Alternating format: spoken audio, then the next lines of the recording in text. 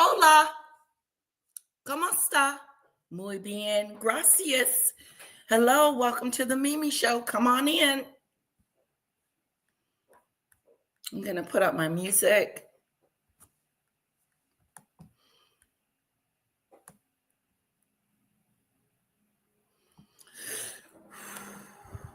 Hola, hola, hola, hola. Hola, ¿cómo está? Muy bien, gracias. Hello, hello, hello. Hello, Demon Dictator. Hello, Cece. Demon Dictator, I got the videos together.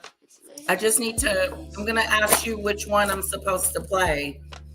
Because did we do two yesterday or one? Hello, Snowdrop. Please elevate and hit that like button. Hit the like. Hello, Annabelle. Annabelle, your happy hour starts at 2:15. I pick up my daughter at 3. So I don't know if you could do it earlier. If not, I'll still come at 2. I just got to leave at 3. I hope that's okay. It's going to be fun. I'm excited about happy hour. Is it happy hour? Friday at 2:15. Okay, let me drop the link. Everybody say hello to Annabelle. I'm going to put some flowers, some hearts in the chat for Annabelle coming to visit. Isn't that cool?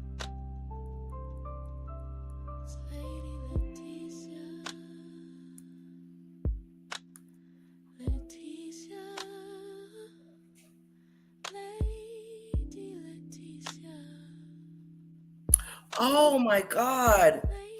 He broke his ankle on Saturday. Owie. I hope everything is okay, Annabelle. Good morning, Kamari.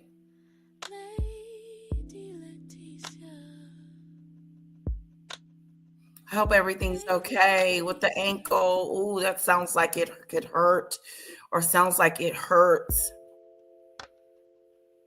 Oh, okay. I got her name spelled wrong. Thank you, Demon Dictator. Let me correct that.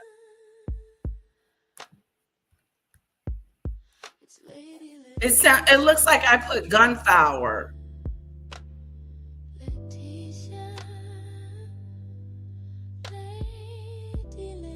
Gunfire. Gunfire. That's what I got. Okay, I fixed that.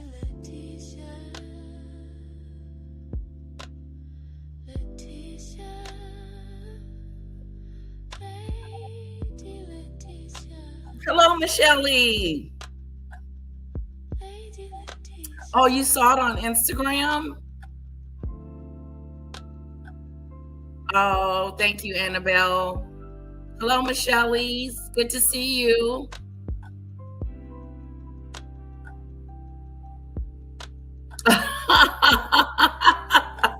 Annabelle, that is too funny.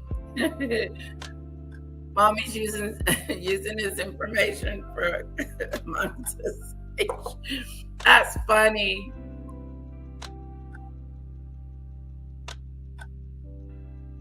Okay, we're gonna do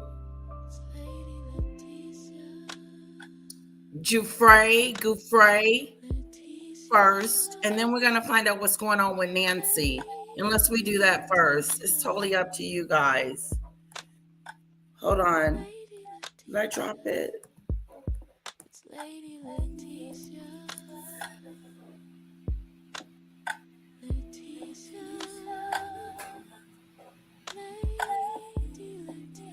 Thank you, Daisy. Missing you. How are you, Daisy?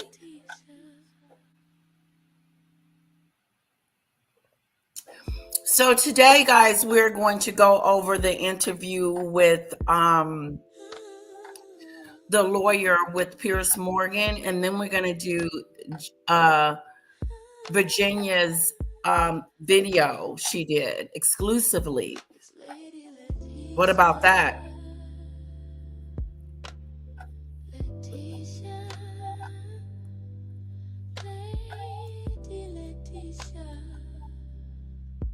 And then Friday, we're going to do a recap on Andrew's video with we're going to do a flashback video that I've already done that we're going to look at with Andrew doing his interview and how he is guilty.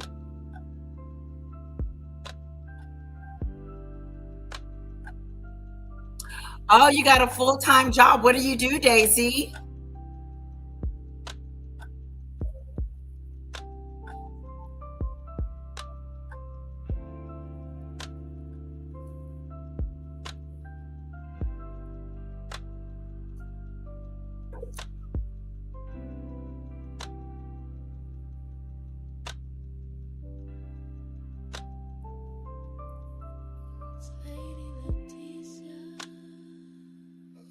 There is a video that I'm going to pull up.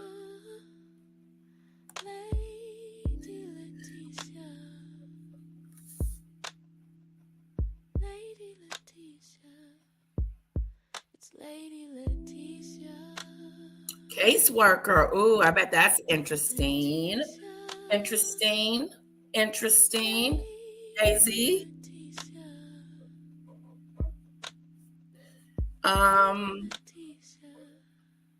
Thanks for sharing that.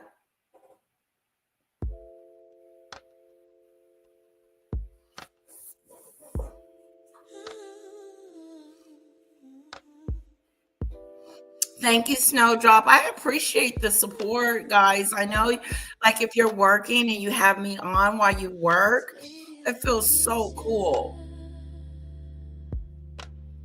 It really would be nice if I could get my channel off the ground and make a lot more money than what I currently make. If I could do that, make a living off of doing these YouTube videos, then I don't have to go back in the office. But I'm not making enough.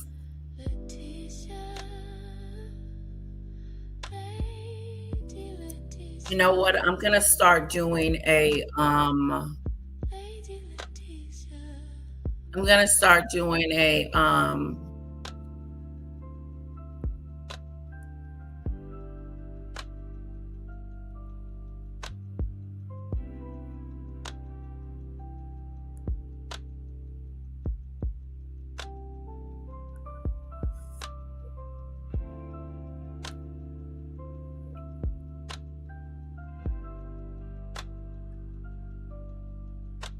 Thank you, Annabelle. You're such a sweetheart. We're going to get you to 10,000. Check out Annabelle's page, guys. She's got it going on. They are popular.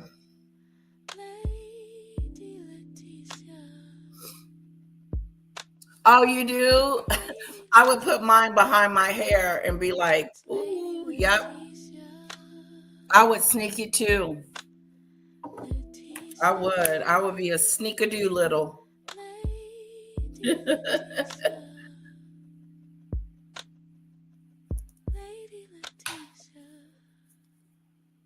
Hit the like, hit the like, hit the like.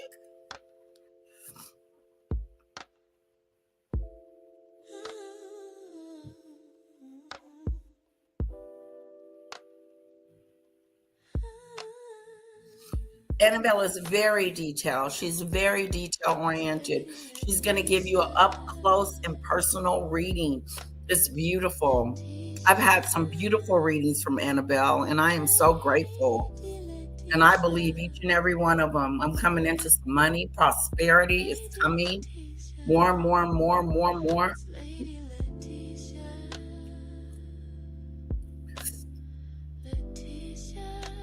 This is Annabelle's page. Check her out. Okay, Demon Dictator. We're going to start with Come clean, Virginia lawyer demands apology. We did that yesterday. Should we do he knows a lot? I think this is the one we left off at.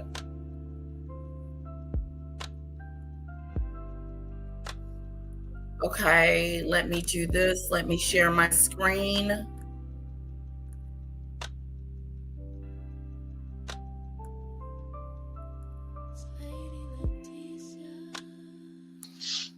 Hi, Demon Dictator. Hi, I thought I'd come on very, very quickly just to help you. So we did. Hi, Demon Dictator. Oh, I've got you on twice. Okay, so we did. Right, I can hear you now. Okay, so we did 1 and 2 already. And this is the third one. So this is the third one. He's in the red jumper. And we only did that little bit because that was where the Meghan Markle bit. But you can, he's only on for a very short, he's not on for this whole video. He's only on a very short section. So you can play that little bit. Okay. This is where he talks about Meghan Markle. And then I sent you another email with a video with him on it again. And I don't think that. Yeah, so there's still this one and one more to play. And then you've got her story on 60 Minutes. Okay, perfect. Should we do an update on Nancy first? If you want to, and then I'll come on in 30 minutes. Okay, we're going to do Nancy, and we'll wait for Dictator. You take your time. Come on when you can. Okay. I'll see you in a bit. Okay, thank you. Bye. Bye-bye. Okay, we're going to check on Nancy, okay, guys? See what's going on with Nancy. Nancy Guthrie is the Savannah is the daughter of Nancy that is still missing. And I find it a little shocking.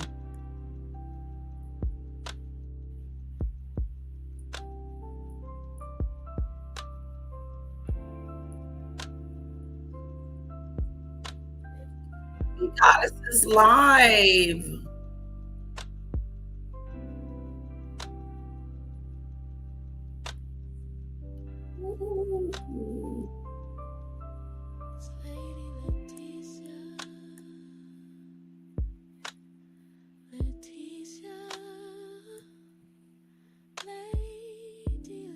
Good to see you, V Goddess. Okay.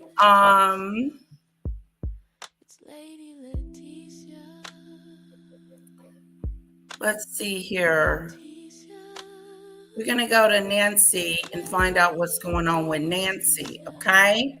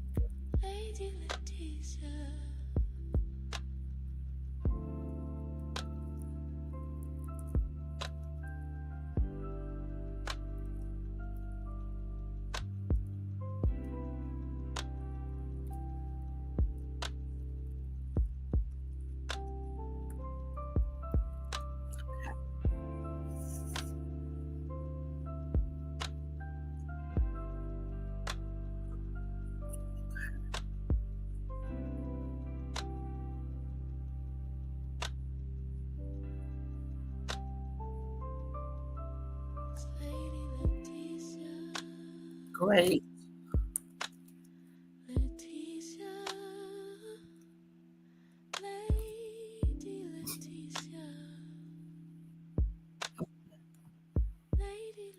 Let me go to Nancy and see what's going on with her. I think I got some updates for you guys. Yeah. Andrew, All right.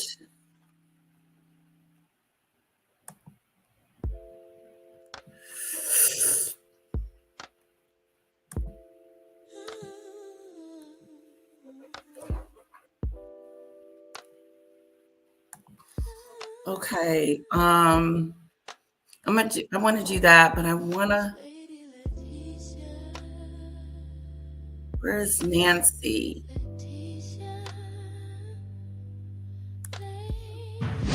All right, we have some breaking news out of Arizona and the search for 84-year-old Nancy Guthrie, the mother of Today Show host Savannah Guthrie.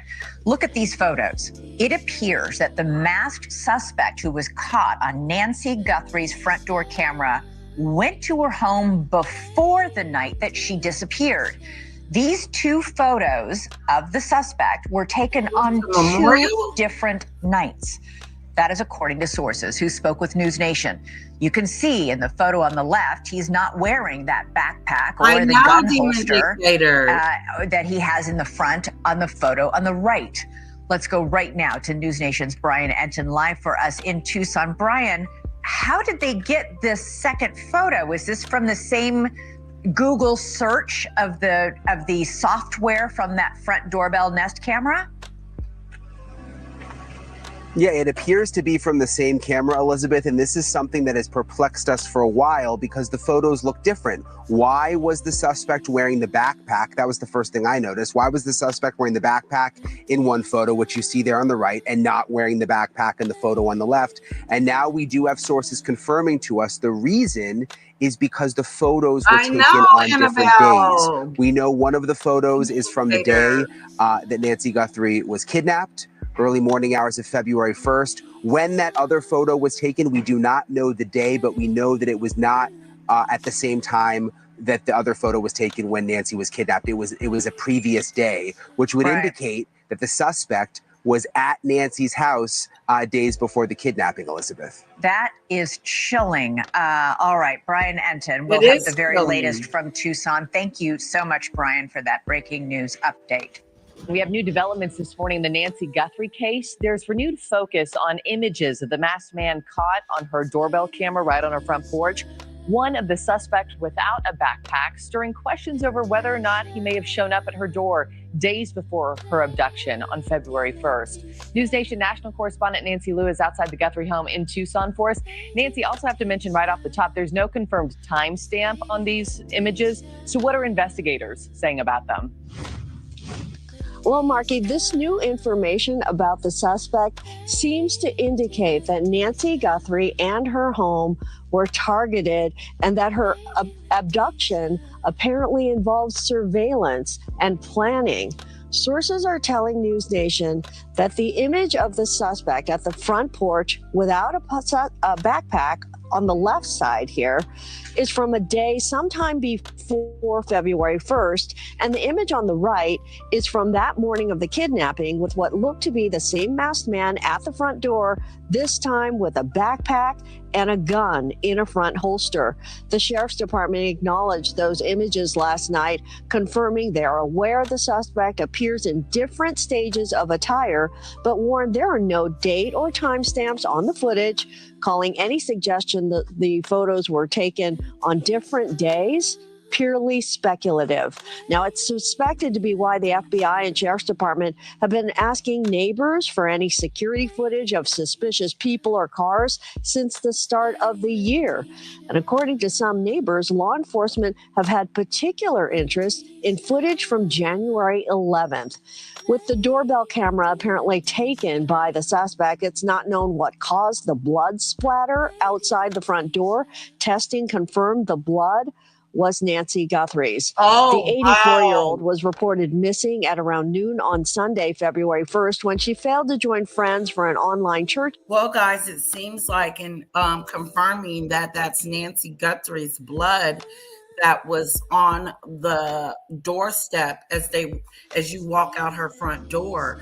Another thing is I thought that the DNA was mixed with 2 other DNAs, and it's going to take a while to separate all the DNA evidence. But according to this news journalist, basically that is Nancy Guthrie's blood. Not a lot to be concerned with, but enough to wonder, what did they do to her to make her bleed? And I just hope she's not somewhere suffering. That's what I hope. I hope she's not suffering, because that is just not fair. And whoever took her needs to go up under the jail. He's wrong for that. Hello, Lisa. Lisa, welcome. Up under the jail. Okay? This is crazy. Service, and after 2 raids on persons of interest which didn't pan out, and multiple ransom notes with threats and financial demands that have also faded away, the search for Guthrie is now well into a 4th week. More specific information about this is a cold case, and unlike Lisa, the suspect will be another unsolved case. That is so sad, because nobody knows nothing. Nobody's saying nothing. What is interesting is that they were able to get away with this without anybody detecting them or finding out who they are. It's really a shocking situation. About these suspect images could help with identification, and the sheriff's department is still working to pinpoint details about the man's shoes, his pants, as well as his jacket. And Marky, I don't know if you noticed in the side-by-side, that jacket may be 2 different jackets. It certainly doesn't look to be the same jacket in that side-by-side picture. Let's take a listen to this new message from Savannah Guthrie. Hi there. I'm coming on to say it is day 24 since our mom was taken in the dark of night from her bed. And every hour and minute and second and every long night has been agony since then, of worrying about her and fearing for her and aching for her, and most of all, just missing her, We know that millions of you have been praying. So many people have been praying, of every faith and no faith at all, praying for her return, and we feel those prayers. Please keep praying without ceasing. We still believe. We still believe in a miracle. We still believe that she can come home. Hope against hope. As my sister says, we are blowing on the embers of hope. We also know that she may be lost. She may already be gone. She may have already gone home to the Lord that she loves and is dancing in heaven with her mom and her dad. So sad. And with her beloved brother, Pierce, and with our daddy. You do, Daisy? If this is what is to be, then... for her to think that her mother has already gone to glory land speaks volumes, because who wants to think that? But she understands her mom was older, was on medication, dialysis, and am I saying that right? Dialysis or insulin machine, something she had.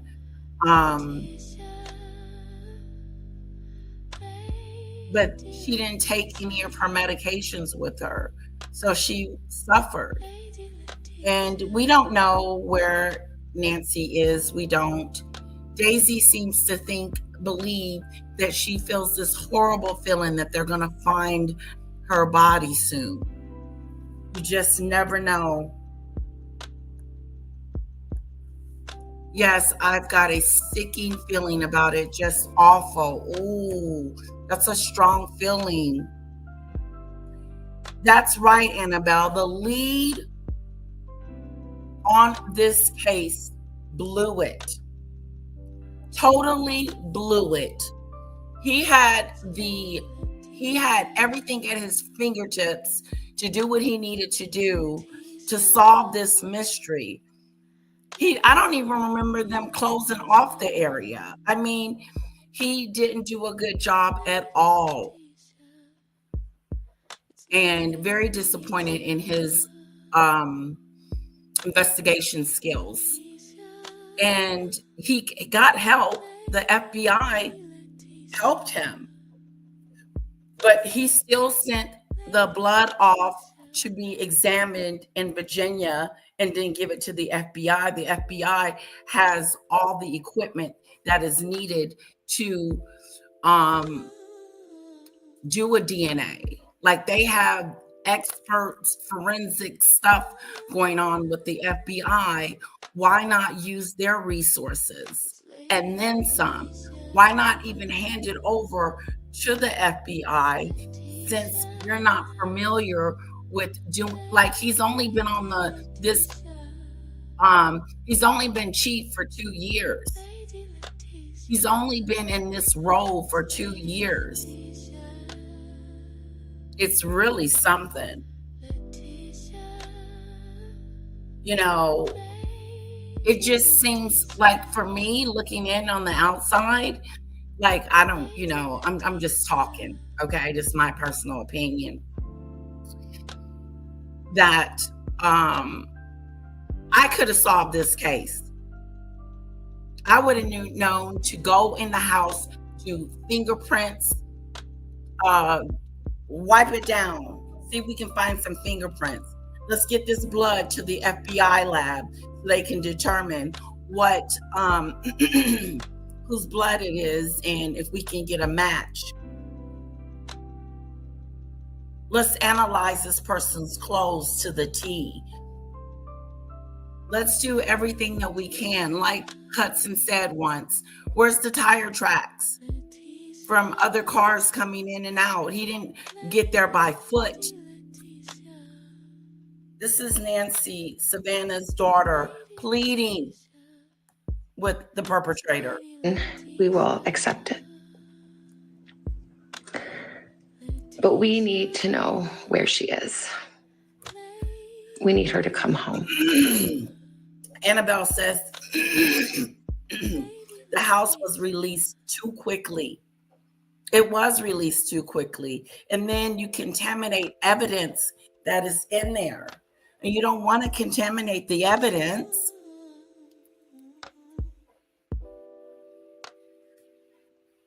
They jacked this up.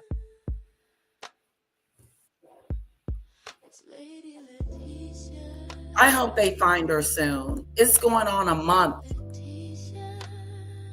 Daisy, I predicted they would not find her or her remains until they are fairly degraded. Ooh. Wow. That means it may be years before they find her. And if they do, it sounds like the evidence is not going to be on the up and up of who did it. This person may have gotten away with it, which is a sad, sad thought. Hello, DeLove. Good to see you. Oh, I'm on the telly. I love it. You call it telly. I'm on the telly, guys. Not the TV, not the television, the telly. That is so cute. I love it. I do think, says Annabelle, this one was a random stalker, sham murderer, unaliving. My husband is law enforcement. and he agrees that they have looked in the wrong direction. They've been looking in the wrong directions, and I believe some of those leads are I believe you can't have that many leads and nothing is going through. I feel like it got the leads, one of the leads was a good lead, and it fell. They failed to investigate it. They failed to look into it. I agree with you, Annabelle. That's pretty cool. Your husband's in law enforcement, allegedly. Thank you, Daisy. I could be wrong, but I believe it's one of the family members that's doing this mess. I do too. I still think it's a family member. I do. I think it's somebody close to her that knew. Why would they randomly pick her out of all people to go after? And what a thug. Isn't he a thug? The guy with the cap on? What a weak, cowardly person to take a elderly woman out of her bed, vulnerable. You sack of Doolittle. He's not even a Doolittle. He's too good to be a Doolittle. The evidence will be useful. I think she is wrapped in a blanket, secured with tape or binding, possibly in a desert. I think her remains were in 2 or 3 locations. Wow. You know what? They do need to get a psychic, because sometimes they can find information like that, right, Annabelle? Okay, Daisy, let me get some water. The question is why? They haven't sent any random.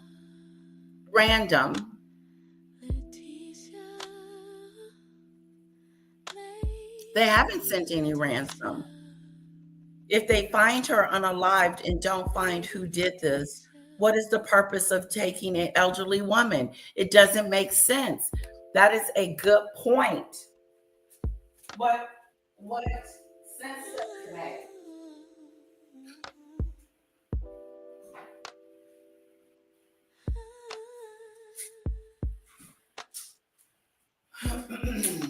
What sense does it make?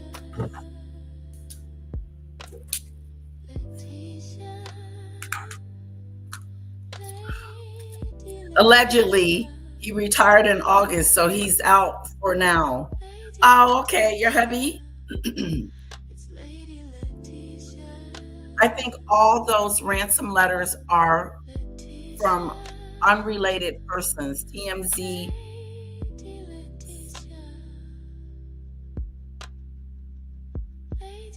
exacerbated the poor leads. I think so too, Annabelle. I think that they didn't handle that well at all. Like, it wasn't his place to tell us about the ransom notes. I think he should have just give the information to the FBI and let them handle it. But he was all up in it. Lisa says, I think this is something much bigger than being discussed, and I don't think they will find her. Ooh. It is a big, big mystery. Hello, Terry. Well, we are talking about Nancy Guthrie. We did an update. We haven't done an update in a couple of days. We wanted to see what leads they had, what's going on, what's new, what are they doing? Is it gone cold, or is it a mystery that's not going to be solved ever? Because you have the first 40, and the first 48 is the most crucial in finding out who did it, because the longer the days go by, the more and more they can cover it up and move on with their lives. But this was a group of people. It was at least two people was involved with this. This one person did not, I don't believe, this is my opinion. that one person was involved in this. And to me, it is so weird that they randomly picked her out of all the people in that area, out of everybody over there. They scoped her house out, they looked into her, they mapped it out, they watched her.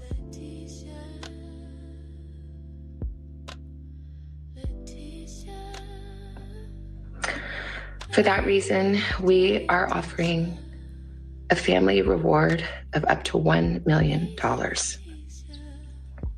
for any information that leads us to her recovery.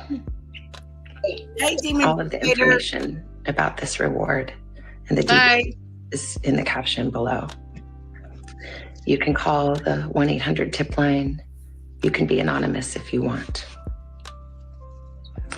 Someone out there knows something that can bring her home. Somebody knows, and we are begging you to please come forward now. We also know that we are not alone in our loss. We know there are millions of families that have suffered with this kind of uncertainty. And for that reason today, we also are donating $500,000 to the National Center for Missing and Exploited Children for their work in helping families who are coping with loss and actively looking for those who are lost. Work in helping families who are that the attention that has been given to our mom and our family will extend to all the families like ours who are in need and need prayers and need support. So please, if you hear this message, if you've been waiting and you haven't been sure, let this be your sign to please come forward, tell what you know, Lisa, and help us bring our beloved mom home. So I might need to help with the search party, okay? $1 million. I need to help with the search party. That we can either celebrate a glorious, miraculous homecoming or celebrate the beautiful, I think she's coming brave and courageous and noble life. Yeah, she's defeated. Mm-hmm. Please be the light in the dark. Thank you. I got one more. Our Nancy Lou back there in Tucson. We just listened to that together for the first time. Nancy Lou, that was just absolutely heart-wrenching and very powerful. Yeah. Asking for anybody like, now is your moment. This is it. What did you make of the words and the reward that was offered, and also a reward for other missing families who are.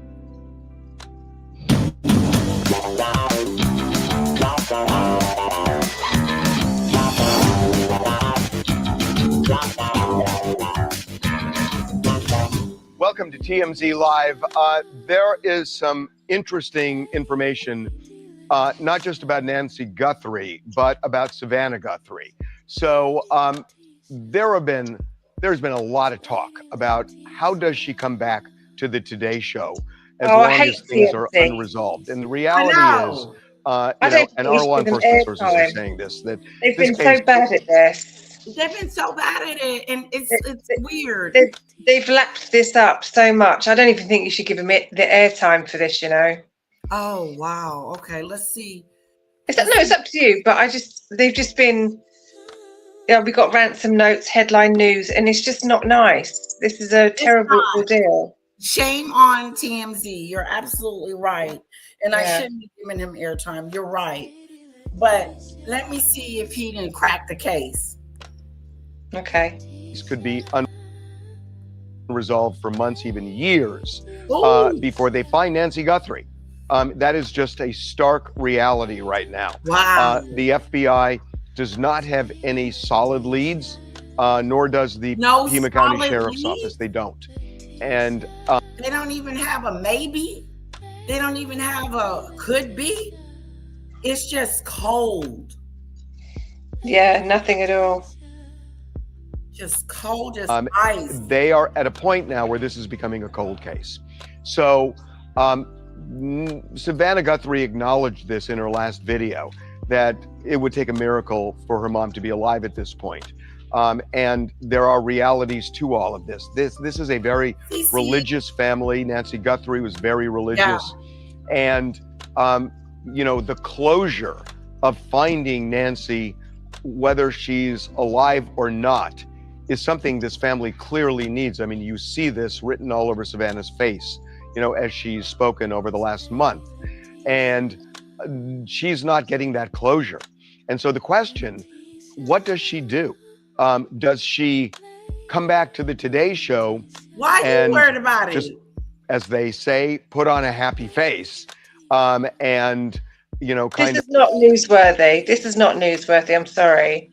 Whether she comes back to work or not, just leave her be. Just leave the family alone. You're absolutely right. TMZ. Seriously. I feel strongly about TMZ. I really do. Let's move on. Let's see. People are body shaming Osborne real quick. I think it's horrible that either you're concerned or you're being rude and mean. To the TMZ podcast, I'm Charlie Cotton. We got Tony and Sam here helping me out. Crazy weekend in news. Get to Crazy it. weekend in general, dude. The world's crazy as shit. Oh my God, bro. It's just crazy. It's crazy to come in here and have to do a podcast now. Yeah. Well, we're at war. It's like, whoa. But, we're not going to lead with war as the top story. We'll lead with Kelly Osbourne. Because I saw her image everywhere this past weekend.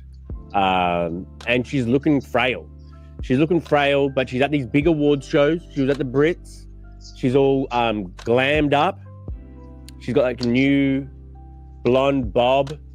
She's wearing like all black, just like a slinky dress. And she's just looking really frail, to put it lightly. And a lot of people said that, but I think a lot of online trolls probably took it way too far. And now she's coming out to defend herself. She's slamming these online trolls, saying that she's going through the hardest time in her life. Ooh. Actually, Tony, would you be able to print me out her entire statement? Thank you, man.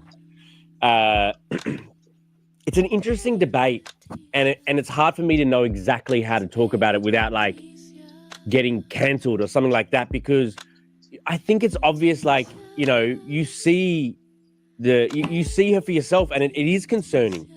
And if a celebrity, a public figure, is putting themselves out there, literally on a stage, in front of the world, and she's a fashionista, and she's wearing all this fashion. If you are someone that's in the entertainment business or whatever it is, in the limelight, and people see you, and people are going to judge you, and it's unfortunate that they do, but some people are judging her and they're concerned. Yeah, there's a difference. There is a difference. And trolling her and being negative and mean and despicable, knowing that she is going through something. She did just lose her father. And but because she's got it's just concerned. She's got a young family, and yes, her body's she's not looking healthy. And if you've got into a state where you've gone into a bad place or a bad headspace where you can't look after yourself, then sometimes, even though body shaming is not nice and people criticizing your looks, sometimes it's the only way someone can get through. That, you know what, you might not be very well, and you might need some sort of help. And especially when you've got a young family, you want to stick around for them. So sometimes it's not just about you. Yeah. It's not about you anymore. It stopped being about me when I had my child. Exactly. And I knew that was going to happen. Because at first it was just me and hubby. I got whatever I wanted. It was Fall City over here. But now it's another someone that I have to be able to take care of. And that's a big responsibility. Not to say my health is all perfect and good, but the biggest thing is that you have kids and you got to put them first. And when you put them before yourself, you'll work on yourself. Yeah. And Annabelle says this, Kelly Osbourne needs to be off limits for at least a year. The media needs to give her a break while in mourning. You know, they should have something like that. Yeah, because out of respect. But it's not nice that the public are doing it and right in front of magazines. That's not nice because it's trolling and it's somebody who's grieving. But the point of what they're trying to say, in my personal opinion, is correct. She doesn't look well. And like I said, if somebody's gone into a bad headspace where they just can't see it and they're spiraling out of control, sometimes those words from other people are what you need to bring you out of it. Exactly. So that's what I'm saying. So the message, I think, the message is of concern. If the message is of concern for your safety and welfare, then that's always right. But it's not right that it's all over every blooming newspaper and X and Twitter. Well, it's a shocking image. It's horrendous. It's very shocking because I saw it, when I looked at her. I talked to Heather about this too. I was on her panel yesterday. Check out Heather from the Hood. Yeah. Really good show, and she was very careful on how she spoke about it and what she was going to say about it, because it's a very touchy subject. It's not. She's sick. Yeah, exactly. And it's not that easy. It's not easy at all, actually. And because if she could be herself, she would. Yeah. But she needs to muster up. This is my message to her. You need to muster something up in you that gives you the strength, because that's what you need, the strength to turn this around for your kids, for your babies. Yeah, exactly. For herself and her babies, you know. When my twin sister passed away, I went the opposite way. I put loads of weight on. I was very thin and I was athletic, and I just lost it, and I just put so much weight on. I've still got it now. I've still got to get it off, but I just went the opposite way, and that's when people knew that I was struggling and I was suffering, because I just went into mass depression, and I was just eating and eating just to make myself feel better, just with the depression and everything else and grief. And people knew that I was struggling then, because it was a completely different way. Very sorry to hear that. Bad. It's still bad to undereat and overeat as well. They're both as bad as each other, because they're both signs of stress and grief. So exactly. we all know what that's like. Grief is horrendous. Lisa says people are just being very rude. She just lost her dad, her best friend. She's grieving and in the spotlight. While doing so, leave her alone. Cece says, I worry about her. When my mom passed, I went into a 6-year depression and weighed only 90 pounds. Understand her pain deeply. Yeah, we all know that, Cece. Yeah, we all know when you lose someone, the grief is horrendous, and it does things to you that you can't control at times. It's horrid. Yes, you can't. Lisa says, dang, she may be still grieving for her dad. It's unsettling because these celebrities don't look natural, normal. They're trying to normalize it. Yeah. Good one to love.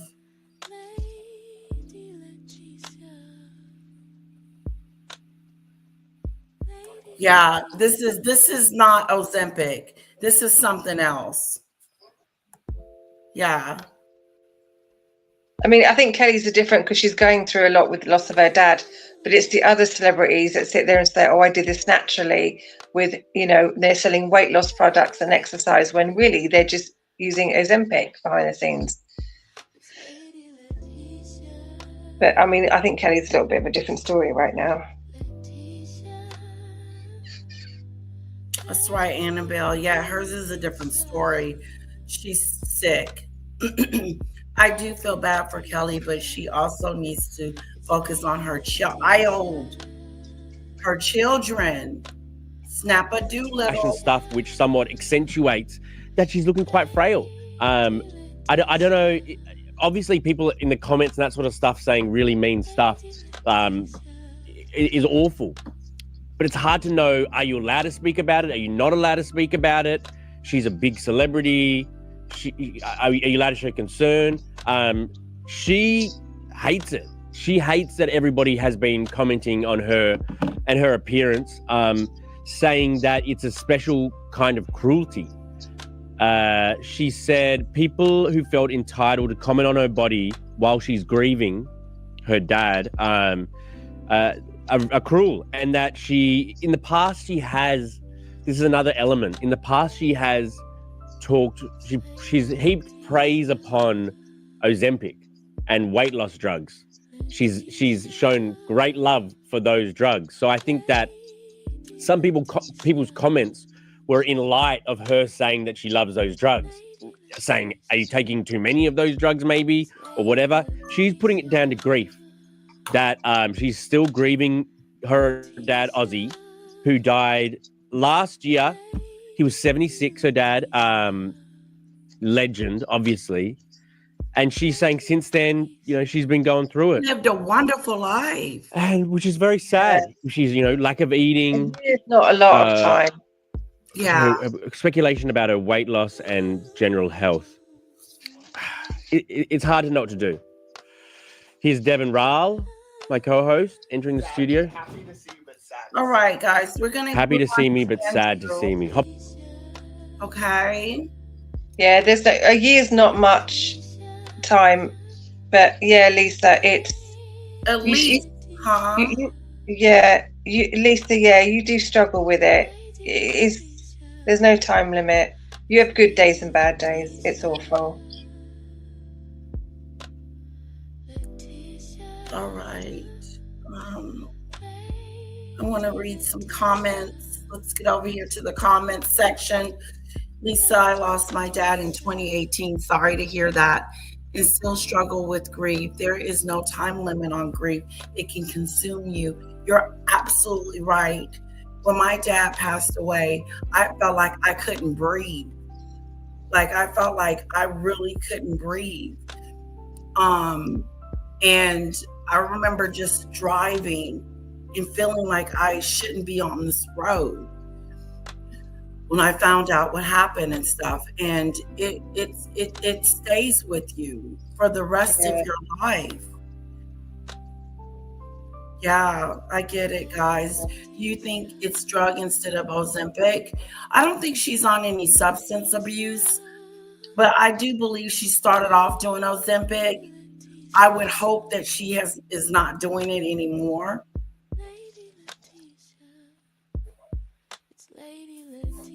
Lost 40 pounds so far, but being very careful about managing really good nutrition.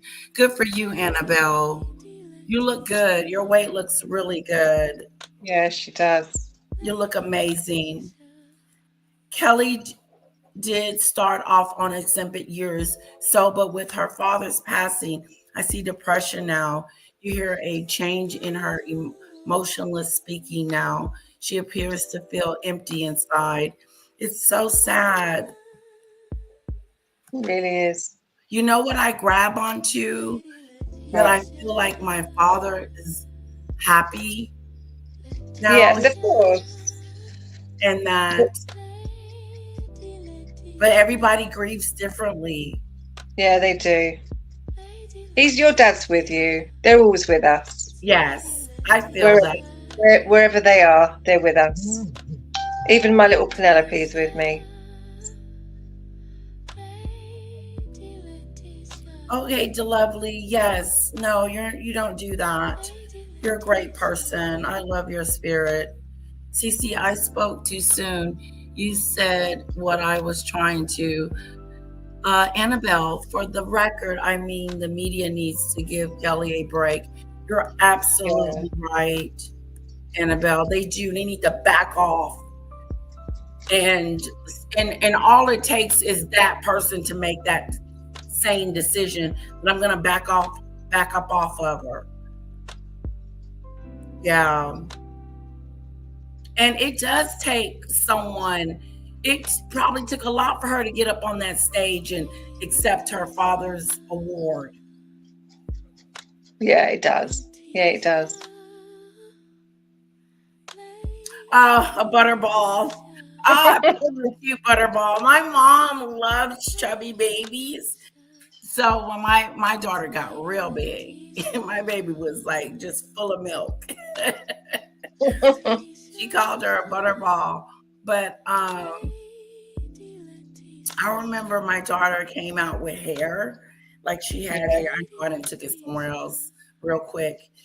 And it started growing and then it came all out. She was bald. Yeah, it does that. That is so funny. Not in the Black community. We don't go bald. It grows. It just keeps growing. Yeah. You might get a ring if you're not careful. I haven't seen them in a while though. Yeah. But for the most part, it just grows. Ours don't come out. Yeah. Interesting. Oh, Kamari, I know, right? Some of those good ribs you be cooking over there. Now, Kamari, she's got a channel. She goes live every now and then, and check her out. All right. You need to put your link in, Kamari. Put your link in. Put your link in. You should put your link in every time you come in here, girlfriend. Put your link in there, girl. I think I'm not on your notifications. When the last time you went live? Hey guys, we're about to get into Andrew's situation here. Buckle up. Let's go. The Epstein mythology have simply never been supported by anything close to the degree of credible evidence. People like Tara Palmieri and David Boies are convincing untold millions that there was some enormous child rape atrocity. So David Boies can add to his extortion of the British royal family. We've got a better person to respond, actually, because I'm now joined by David Boies. You can always find somebody to deny anything. The idea that anybody can, with a straight face, deny this was a massive sex trafficking scheme is between absurd and pathetic. You may seek to depose Meghan Markle, as she may have important knowledge. Do you still think she may have information that could be useful? I think that's quite likely. Mr. Dershowitz, like a lot of other people, would serve themselves a lot better by coming clean. Nobody is above the law, said the UK's top prosecutor about Andrew Mountbatten Windsor. The former prince is facing a police investigation for leaking trade secrets to Jeffrey Epstein. A sex scandal cost him his royal status. A white-collar crime may yet cost him his freedom. And pressure is continuing to build on the former prince to testify in the US. You know what? Maybe we can do a reading on Osborne on Friday, guys. Yeah. Just to see where her headspace is. And will she overcome this? She's going to be grieving for a while, though. Okay, back to Pierce. Yeah. In a country where many are frustrated about the lack of serious... Huh? I was going to ask Annabelle, I sent you an email inviting you to Ladies' Night if you wanted to come. Yeah, I got it. Yes, I told her I'll be there. Okay. At 2:15. Oh, okay. Yeah, I'm gonna be there. Yeah, but I gotta leave at 3 to get my daughter. I told her that. She said that's okay. Yeah. So I'll be over there at yes, it's gonna be fun. There's Kamari. I've got to do my quizzes. We're going to do 7 questions each, aren't we? Yeah, let's do that. And I'll come up with one too. Mine might be too easy. Okay. Oh, okay. She was planning on doing a reading regardless on her. Okay, wonderful. Wonderful. I can't wait to find out what they say. The cards have to tell us. Guys that are just coming in or just want to know what we're about to do, we're about to listen to this interview with Piers Morgan and Virginia's Guthries. If I'm saying it right. Yeah, Giuffre. Giuffre's lawyer speaks out. This is after she has passed. Serious consequences for Epstein's pals, fueled by the idea that we still don't have the full story. This is not going away for Andrew or for the royal family. Well, David Boies represented the late Virginia Giuffre in her civil case against Andrew, who reportedly paid $16 million to avoid facing him.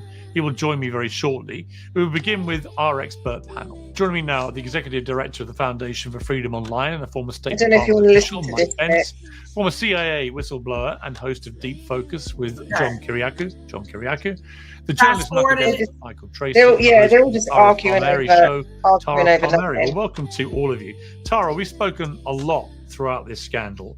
I've noted today that the Trump administration is now saying, in the red jumper, not just the one. Okay, hold against on. Andrew, who reportedly paid $16 million to avoid facing him. That's it. We've had all the files we're going to get, even though it's believed there are 3 million more that have not been put into the public domain.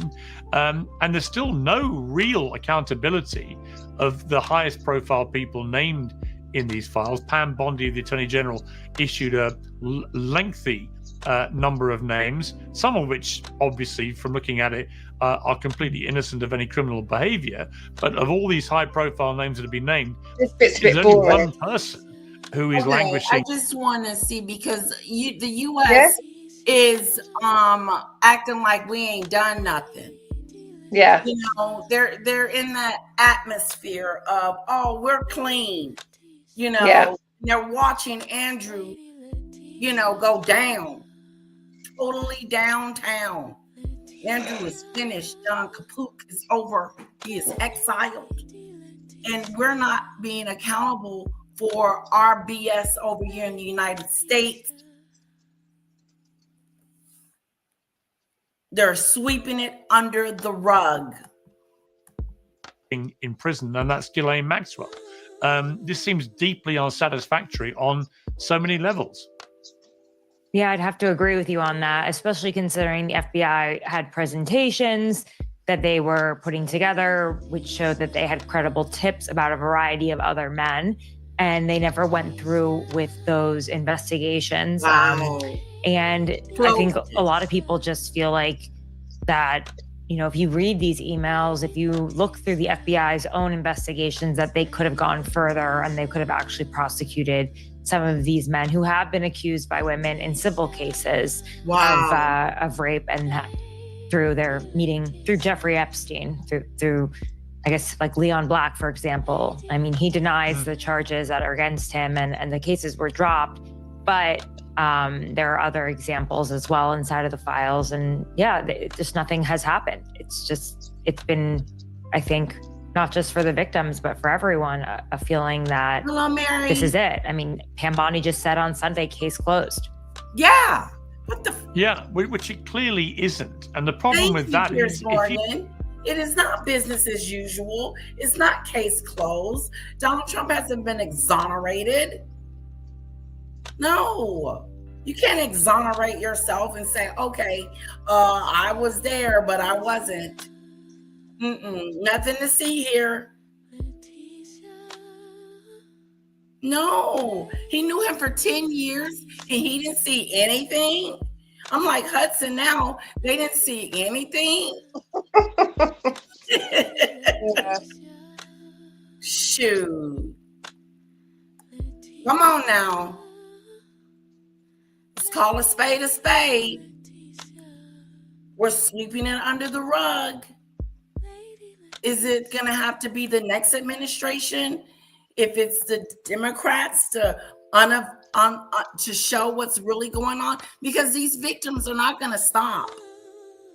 They're not going to go in silent, quiet mode and be quiet because America wants to sweep it under the rug. She saw something that she didn't want to see. So she's hiding it. Bundy, you're hiding stuff from the American people. You didn't even look at the victims. How rude and disrespectful. She's a clown. She is. And these people that do that, you don't think that karma is not going to come and bite you on your, you know what I'm saying? Yeah. Accountability is happening now.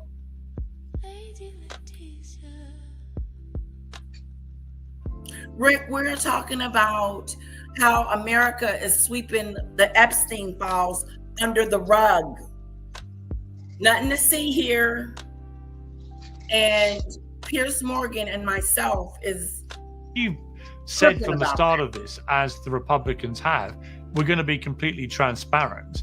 And then you're self-evidently not being completely transparent. No, you can't hold not back at all. 3 million files and say that's all you're getting. That's right? it. The conspiracy theories will continue to rage, and I suspect there will be a series of leaks from the files that we haven't seen.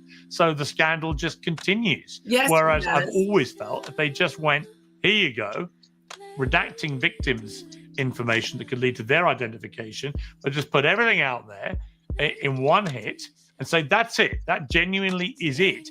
You can at least have the claim that you've been transparent.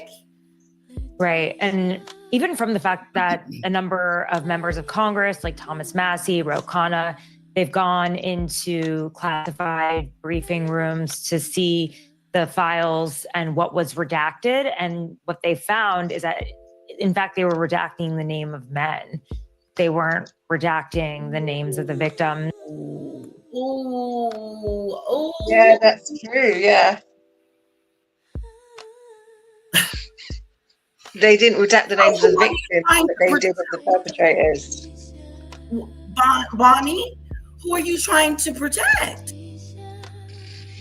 Her boss, allegedly. Her boss is up in there. And we're going to sweep it under the rug like we do everything else about him and pretend he ain't committed any crimes. He's above the law, and people are watching it in real time. Donald Trump is above the law. He is the man. Like he said, he could just walk up to somebody and shoot them, and he wouldn't go to jail for it. Well, you've already done that with ICE.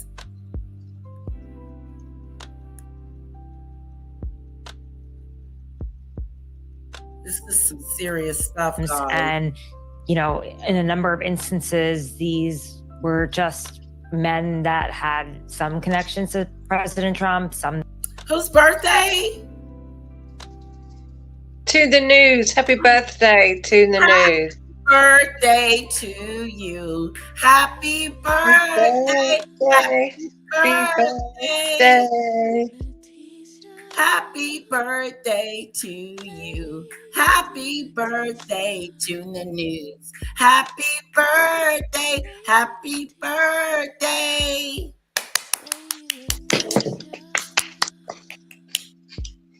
Happy birthday. Woohoo. Didn't, but there was no reason to redact the word less in front of Wexner, for example.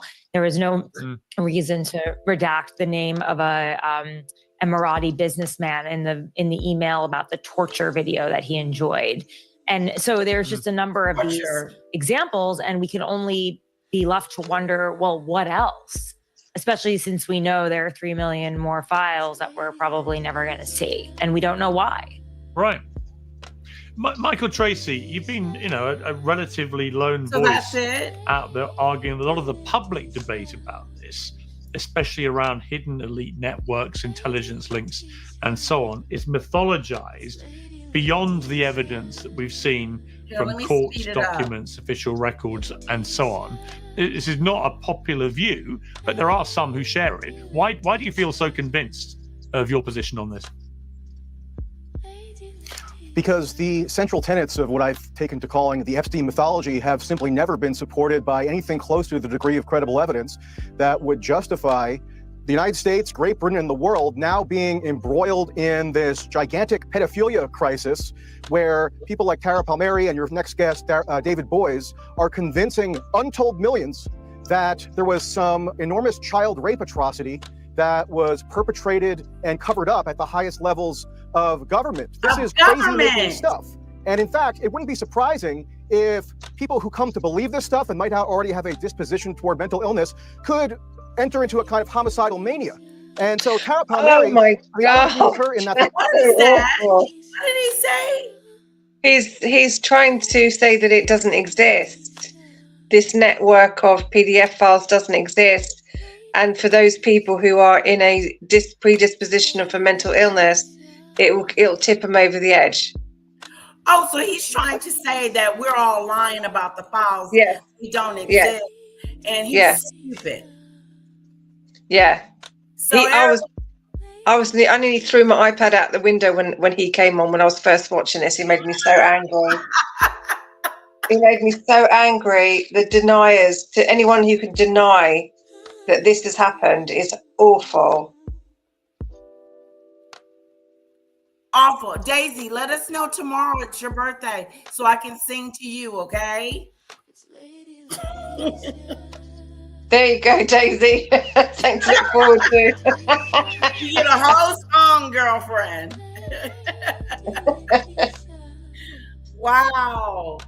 This idiot. Listen to him. There is a lot more to investigate on this subject, namely the journalistic malfeasance that's been so shockingly rampant, it's incredible. Tara Palmieri journalistically collaborated with Virginia Roberts Giuffre. Didn't just use her as a source or as an inspiration, but essentially shared a byline effectively with her on the podcast series that she produced in 2020. They went around the United States saying they were just innocently on this truth-seeking mission to find out all that Jeffrey Epstein did to all his innocent victims. And they told the listeners, don't worry, none of this is about bringing any further lawsuits or criminal charges against anybody. So all these men we're trying to track down, they have no reason not to speak to us. Meanwhile, about a year or two later, Virginia Roberts Giuffre, who, by the way, is one of the most egregious serial fabulists who's ever walked the earth. I know that's really controversial, but all the claims that she had to retract. You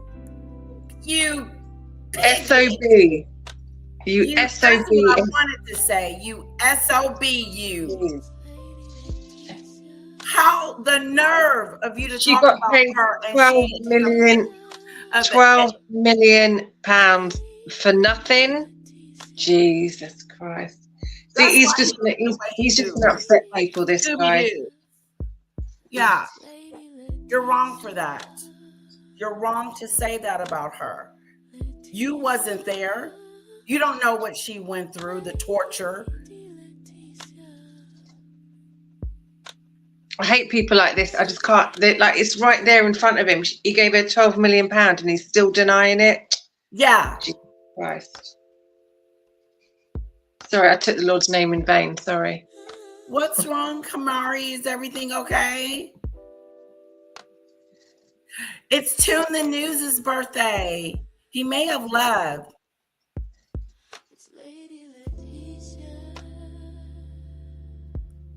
This is a pisser offer right here. He really is. This is a straight up pisser offer. Trail of destruction she left in her wake, empowered by people like David Boies and Bradley Edwards, who, by the way, if you want to know what the impediment is to full disclosure of the Epstein files, just look at what David Boies' colleague, Bradley Edwards, has been frantically arguing for the past several months in federal courts in the Southern District of New York about the supposed terror and nightmares that have been unleashed if we have the Epstein files released. On the one hand, they're all sloganeering about release the Epstein files. On the other hand, they don't just want to redact the, quote, victims' names. And by the way, what happened to saying alleged victim or purported victim? Virtually none of these people have actually ever been adjudicated as victims. The only criteria that's required by the DOJ to abide by what the frantic victim lawyers are demanding is mere self-identification of victimhood. Does the media make any of this clear? And birthday boy. The media let me Pam Bondi is protested last week. When Pam Bondi is being protested last week, and everybody's going wild saying, "Oh, all these benighted Epstein victims are standing up and demanding truth and justice." How come it's never pointed out that? I mean, the vast majority of the people who are visible there, the victims, were adults at the time of their claimed victimization. So that makes it supposed to be some massive pedophile Oh, crisis. God. You are so disgusting. His dirty, greasy hair. Doesn't matter what age they were, the fact that they are victims. Oh. It makes it worse that they were younger, you dumb Dorothy Doolittle. He hates women. You can tell he's got dirty hair. He dresses like, he looks like a mess. He does. He hates women. He's a woman hater. You can tell. No. Ooh, how many Red Bulls have he drank? Oh, I do. I spat him up. He's going a little fast. So David Boies can add to his extortion of the British royal family and now extort JP Morgan for another couple $100 million. When you say, all right. Today's show is sponsored by Oxford Natural, makers of the Optimum Day and Optimum Night all natural supplements. Said he never had anything more to do with Epstein after seeing him in Central Park, after his conviction, and so on. All of which turned out to be a load of baloney. At the last minute, rather than have his day in court to clear his name, Andrew paid a check reported to be £12 million to Virginia Giuffre, a woman he claimed he'd never met. The picture we now know from leaked emails by Ghislaine Maxwell in the latest dump of Epstein files, where she said were genuine. That picture was taken, right? And so I'm afraid just on that point alone, I see little extortion and just a bunch of lies from Andrew. You asked the question. I'm going to answer your. Okay, I interrupt this program for a brief intermission. Okay, we're going to move on into the interview with the lawyer. But before we do that, there's been some stuff going on in Congress. I watched this last night. What I spent my time. I just saw it, and she was like this. I was watching this last night. I couldn't sleep again. I wouldn't have been up in there, Hillary. I wouldn't have been up in there. I would have pleaded the fifth. I'm not telling y'all nothing. Skadoodle boodle. You can want to read, talk to me all day long, but Bundy is over there hiding emails that she needs to give to us and stop trying to protect her boss. You asked the question. I'm going to answer your question. This was what I spent my time doing. I'm a survivor trying to look out for other survivors. Well, and I was taking care of the people who lost 3,000 lives. Thank you, Mr. Chairman. Madam Secretary, thank you for returning this afternoon. Secretary Clinton, is your husband someone the committee should investigate? My husband will be here tomorrow. You'll have a chance to ask him questions. So my question is your husband someone this committee should investigate? Ask and answer. Apparently you are. You've subpoenaed him. He's going to be here tomorrow. In your testimony before the break, you discussed why you believe President Trump should testify before a committee due to a, quote, pattern of behavior, end quote. You testified that a pattern of behavior warrants accountability. So I want to make sure I understand your standard correctly. The pattern of behavior you described includes being held civilly liable, indictments, sexually deviant behavior, correct? Yes.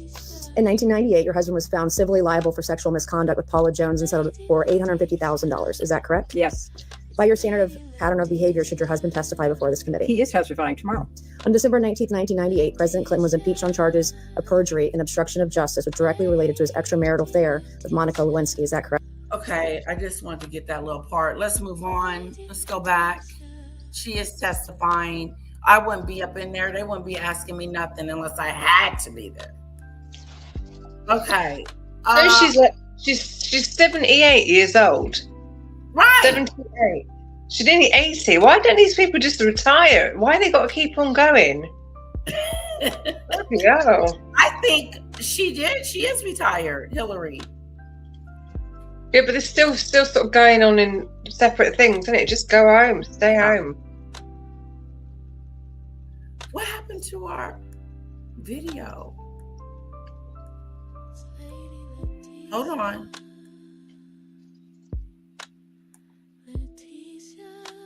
Oh, here we go. Okay.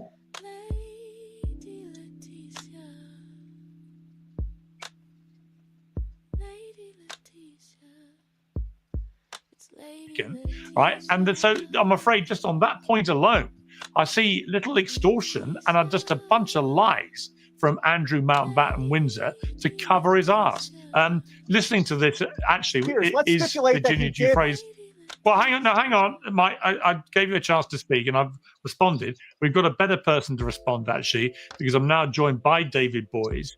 David, great to have you back on Uncensored. It's been 6 months since I last spoke to you. So much has happened since then. Right. in relation to what we've just heard from another panel member, which is that Virginia Giuffre was one of the least reliable witnesses imaginable.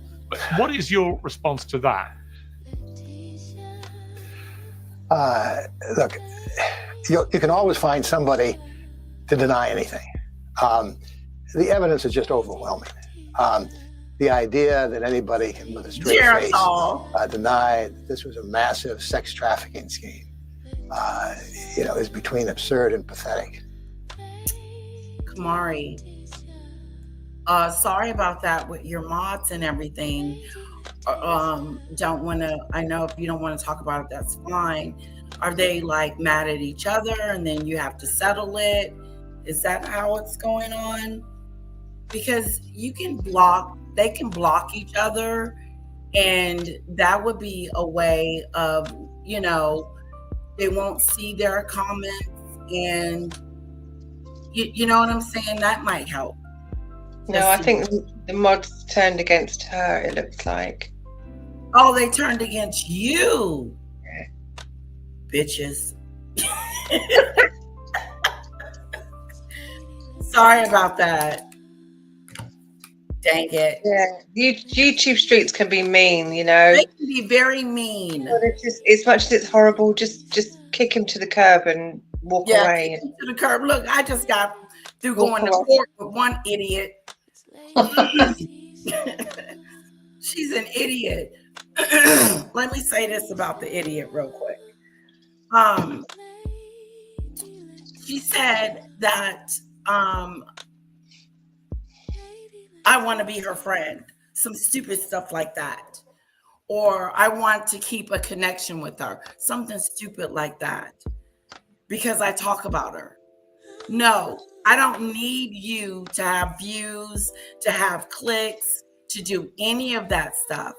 So when I put your name in my title, it's because I'm going at you. I can't stand the bitch. Let's move on. I had people coming after me because I used to come on your channel. It was crazy. I'm like, wow, really? I had a campaign against me, yeah. Emails going around to try and get me off this channel. It was crazy. I thought it was hilarious. Oh my God. I felt really important. Wow, you are important. The files at least 4 years and didn't do. Shame on the Democrats. Shame on them. You could have been had this crap of Doolittle out.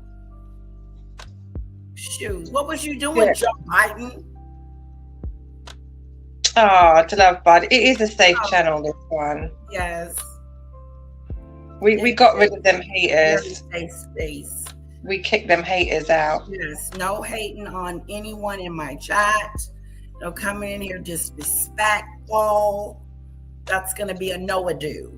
Daisy, I had to remove them from being a mod and I had to block them. Yes, they turned against me nasty. I confided in one and she used it against me. Let me tell you this. Don't ever tell anybody your business on these YouTube streets. Just don't tell them about what's going on with you because you can't trust no one.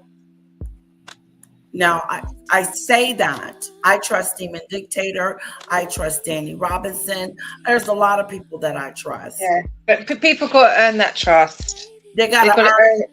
They got to earn it first. Yes, that is so good. And I'm sorry that happened to you. Mm-hmm. Let me know if you want to come up and sound off on one of them. I love it here. I never have to worry about getting attacked for a comment or an opinion. Oh, no, your opinion is valued.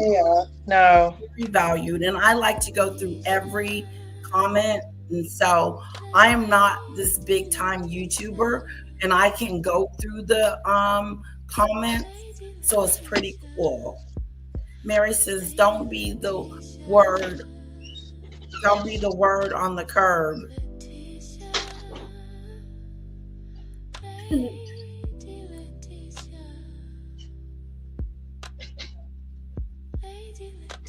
Yeah, keep yourself safe. as much as you can. Like I was doxxed by that hippo over there. I was doxxed, and it doesn't feel good to be violated. But I definitely called and made a police report on the bird.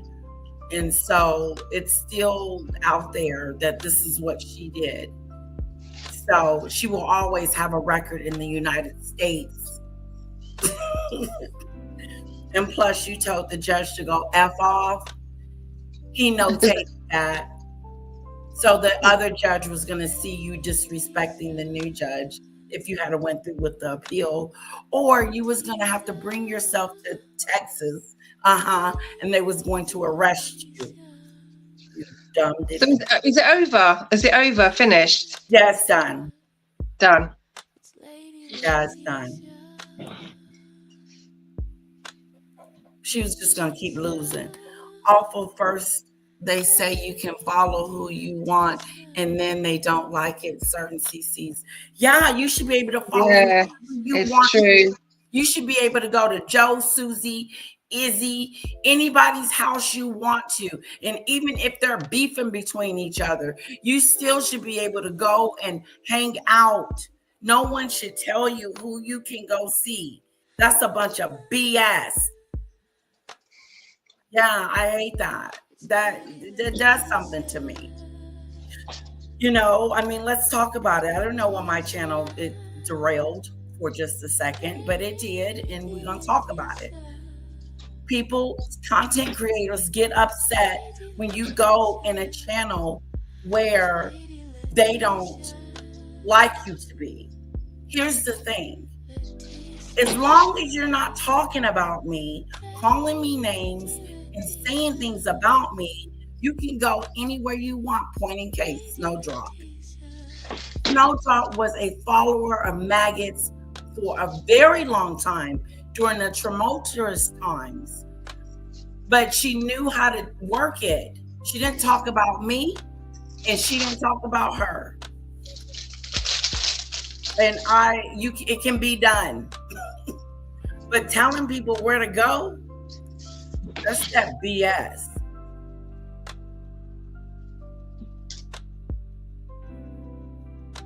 Yes, you sure can, Kamari. Yes. Yeah, I've been through hell and back. It feels like it. I like Judge Shady Court too. For some reason, I don't think it's done like that is done, but there's something else that needs to be done. You know, there is. There's something else that needs to be done, and I'm figuring it out.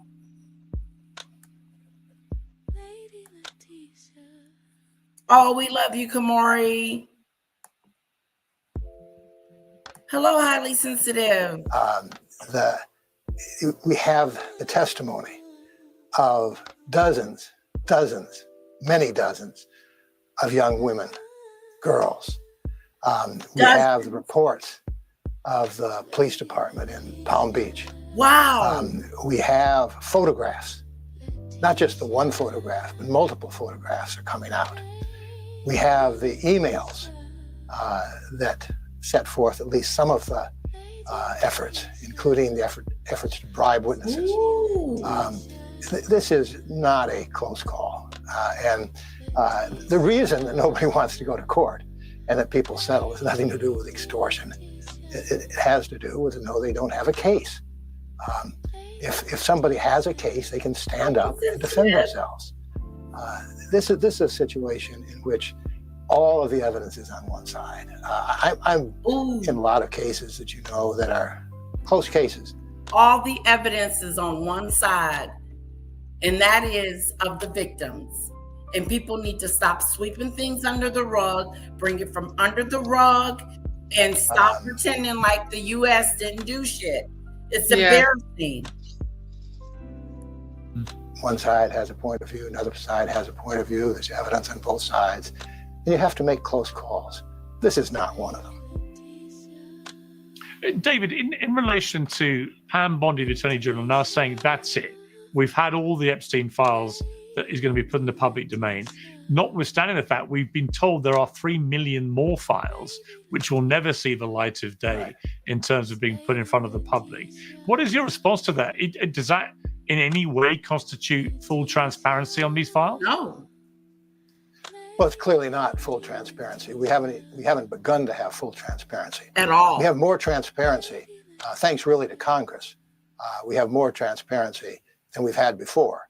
And I think you see in the documents that are now being revealed why people fought so hard, powerful people, rich people, politically connected people, powerful people in business, in politics, fought so hard to keep this evidence secret.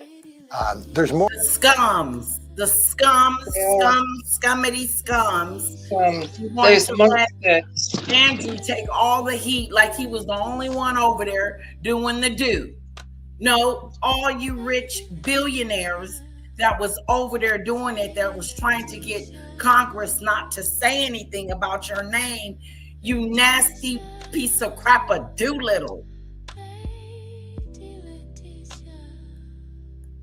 More evidence there. We know there's more evidence there. Wow. They're admitting. The more we dig into this, guys, the more worse it gets. Yeah, the worse it gets. It's just getting worse. It is getting worse, and you can feel the people pushing back and saying, "Don't expose me." You can hear it. It's loud and it's clear, and it's unfair that they can buy their way out, sweet talk their way out, without buy their way out. Buy their way out. Yes. And this guy did it for free. He took him and his 12 lawyers, his team, all did it for free.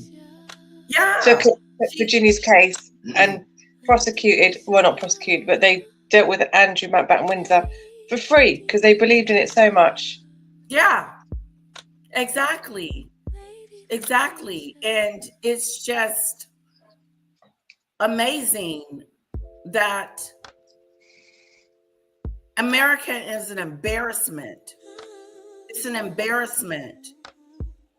And every time all I see is Andrew running across the street with his two legs, running like he's running from something.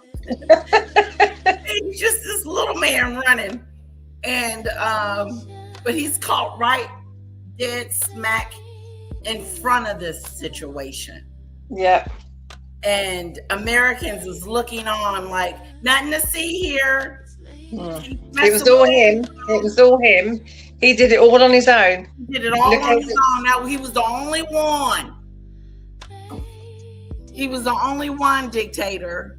Yeah, he was the only one, all on his own.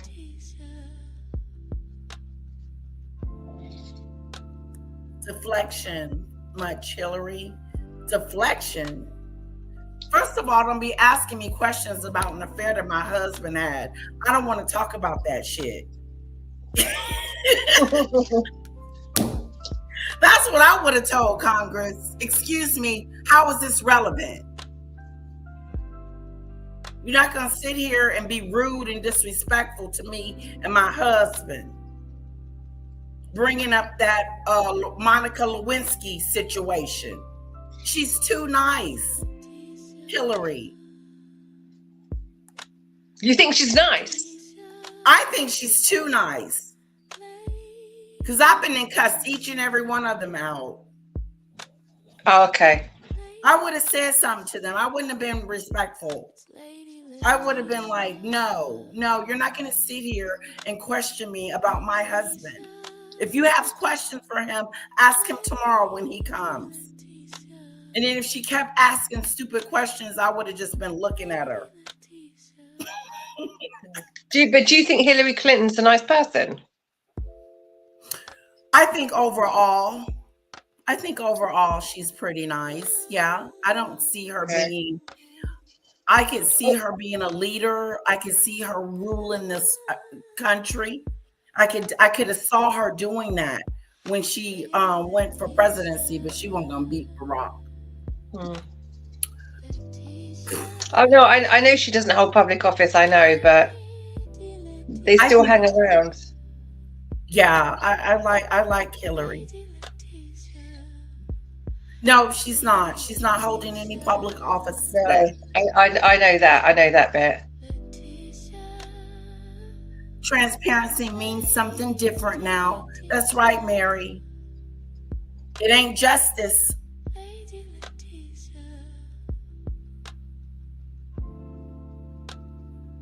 Oh, the love. So did Donald Trump. Why isn't his ass in there talking? Debbie? Because he's the president. Yeah, excuse me. He was his best friend for 10 years. That it just blows my mind how we're just gonna wash right over that and pretend that ain't happened. And so what? There's a lot of people that appeared in the files. They're not being talked to. They singled her out. And I wouldn't have volunteered to come in. They would have had to get a subpoena. Yeah, it looks better if you volunteer. And I would have did what Virginia Frey did, the Maxwell lady. I plead the fifth. Yeah, I would have said no comment, no comment, no comment. No comment. No comment. And not that I had anything to hide. It's none of your damn business. I didn't know anything about what he had going on and what he was doing over there.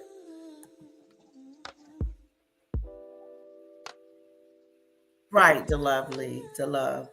Yeah, they're pulling at straws and they're going after people that have nothing to do with nothing. And this is accountability. They're going after people who have less to lose. Right. Yeah, these big guys have got too much to lose to they need screw them and replace them. Replace yourself with someone that has integrity, that ain't trying to hide behind the veil. You nasty man, just disgust me. Disgust a dude. There's more evidence there. Some of the documents that they have produced refer to other documents that have not been produced. So we know that there's more there. And perhaps Congress, perhaps the courts have got to step in and have got to say to the Department of Justice, do your job, be transparent. Letitia only has 9 people in her chat. If I only got one person in my chat, so be it. Me and that one person is gonna have a good time. We are. You had 6K replays yesterday. I know. I don't know how that happened. These are really popular, these deep dives. Whether you like her or not, she is not implicated in anything in these files. Distraction 101. I like that, DeLove. Yeah, because everything else is being swept up under that big rug. Skadoodle.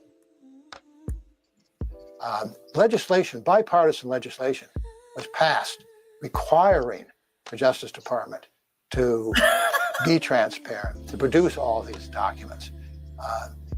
Abiding by the law is part of what makes this country great. It's part of what has made the United States, and before that, United States, the United Kingdom. That's what it used to do. It ain't doing that today. It's hiding. It's not. It's like the Me Too movement. I didn't do it. No, they need to Me Too this thing. Yeah. These big people that was in there doing this to these women, to these girls, these young girls. You nasty bastards. Mary Taylor, why you say this old fart stinks? This is David Boies. He's one of the greatest criminal attorneys ever, and he was Virginia Giuffre's lawyer who brought Prince Andrew down. He got her the settlement. Oh, she was saying that he stinks. Oh, I didn't know that. Are you talking about the guy in red? You don't like him, Mary? Mary, he's one of the, he helped Virginia, and he did it for free. Take Andrew Mountbatten Windsor down. Yeah, he did do that.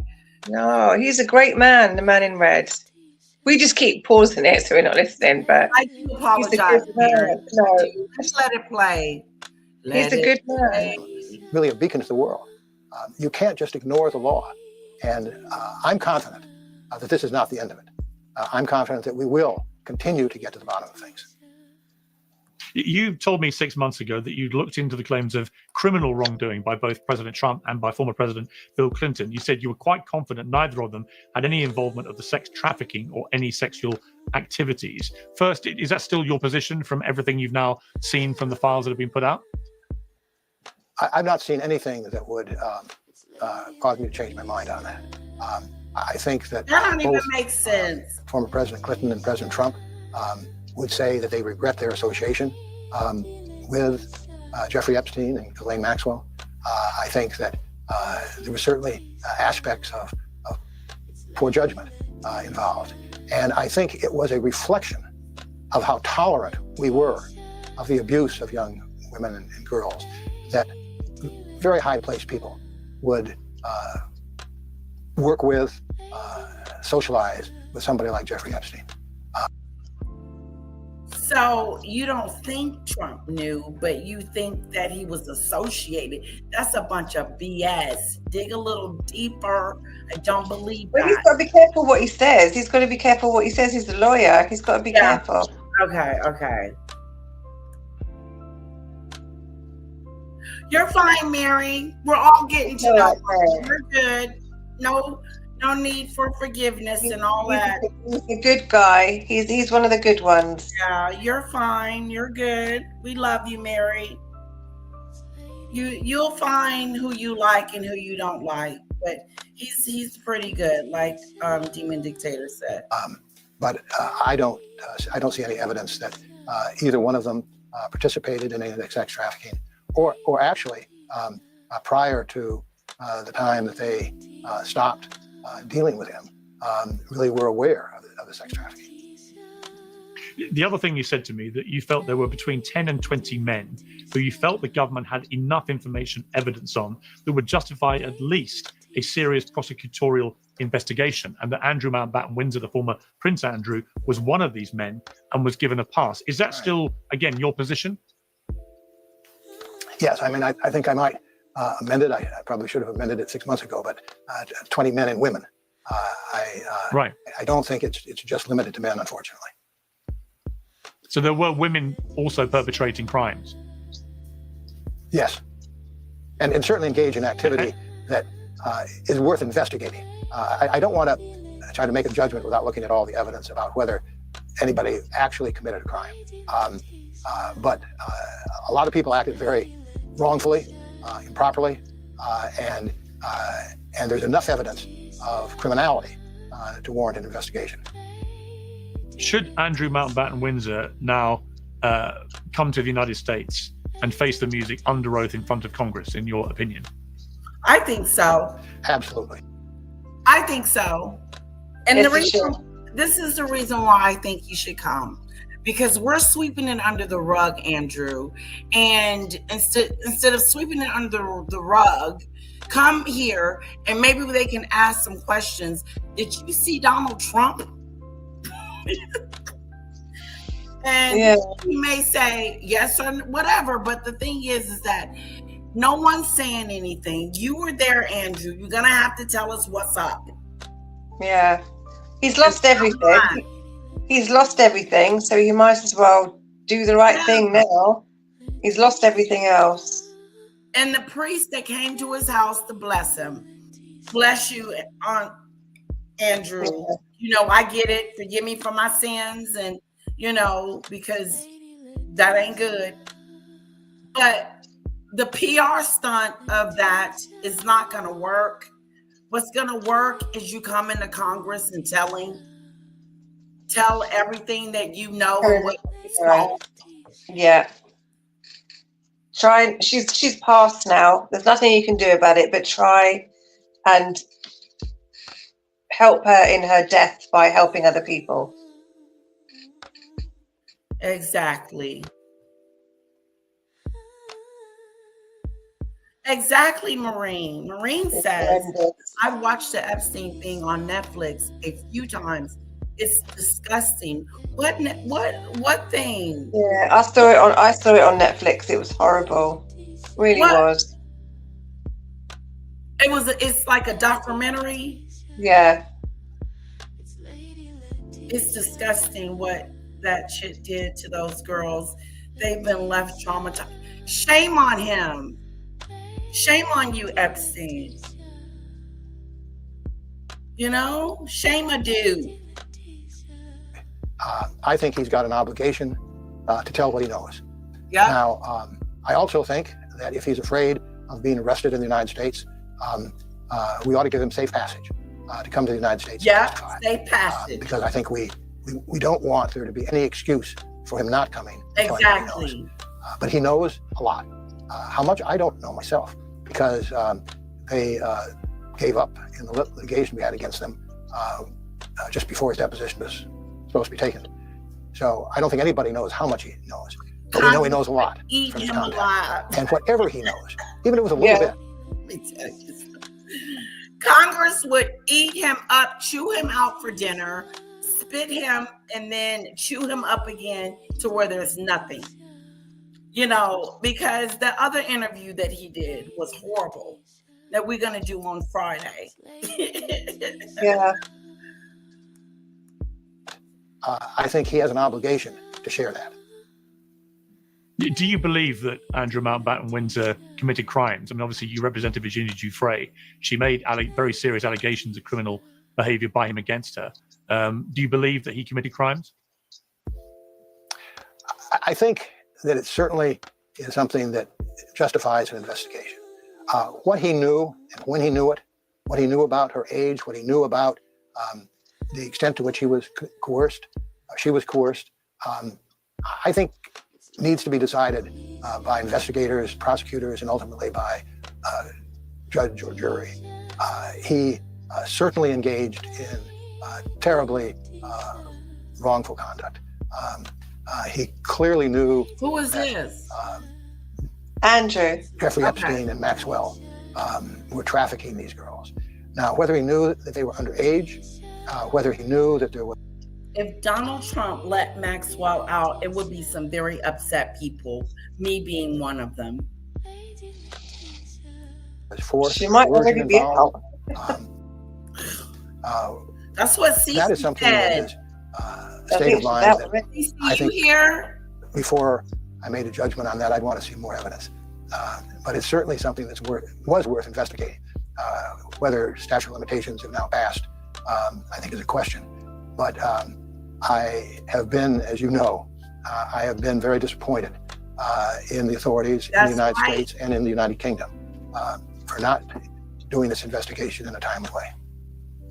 There's been a lot of pressure on King Charles in the UK to take more action against his brother. He has removed his hasn't done titles, a lot. and Andrew has now moved from a very luxurious home to a much smaller but still pretty luxurious home that will be paid for by the king, including a staff and so on. You know, what should King Charles do? A lot of people are asking that question. In your opinion, what should he do? Yeah. I think that's really hard. Andrew has lost his title. He's lost his home. He's lost almost all of his friends.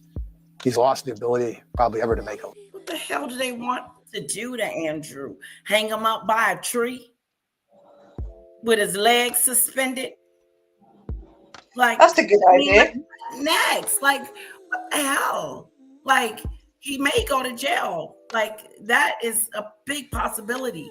And the thing is that the actions have been made. Accountability is in the works. Things are heating up. Andrew is scared as a mouse. So I don't get this do more if he does more, or he didn't do enough. It's not, he did do enough. He did a great job in doing it. And he's never had to go through anything like this before. So he's dealing with it for the first time, trying to figure out, is his brother a perv? Oh, you're talking about Prince Charles? I see. Okay. Yeah. Yeah, I just don't know what people. I know we said it yesterday. Like, what's the king and the queen got to have done? It's not their responsibility. Exactly.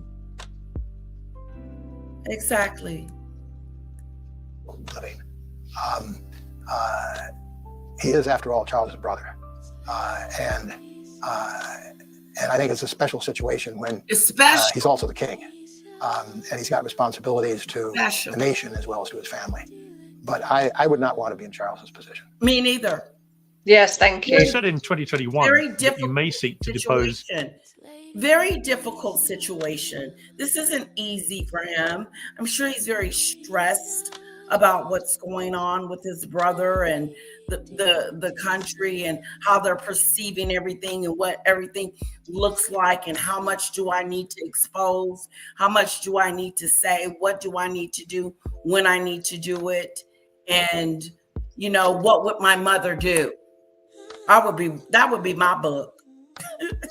My book would be my mother. What would she do? Yeah.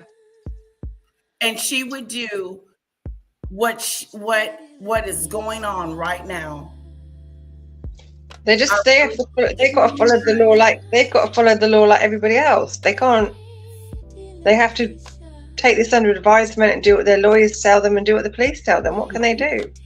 Exactly, and try to reprimand, which they have, stripped him of his princelyhood and ostracized him down to size, took his wife's titles as well, stripped him of his royal duties, and he's in exile. The girls are going to be next. That's going to be interesting. We're going to follow that story with the girls because in my book, they should be innocent in all this. The kids, but they not. No, I think they're just turn over their financial situation. I'm not saying that they're involved in this nasty stuff, but financially they're involved over there. Right, some money stuff, some trade and stuff. The Love says, unfortunately, I don't think they care about making anything right. That ship has sailed. No remorse. None. Pure evil. That is true. They did what they were going to do with Epstein situation. And they have out of mind, out of sight. They're good to go. They've done the do. Only recently have they started to get worried about them files being leaked. And now I remember what I did. Maureen says, I forgot to add 100 new teddies that turn into willy warmers for the cold UK winters. What? That's rude. That's rude. Mary says, the days of tear and feathering are long gone. It is. I want to hear more about Stephen Hawkins, Tom Hanks, Naomi Campbell. Hell yeah, especially Naomi.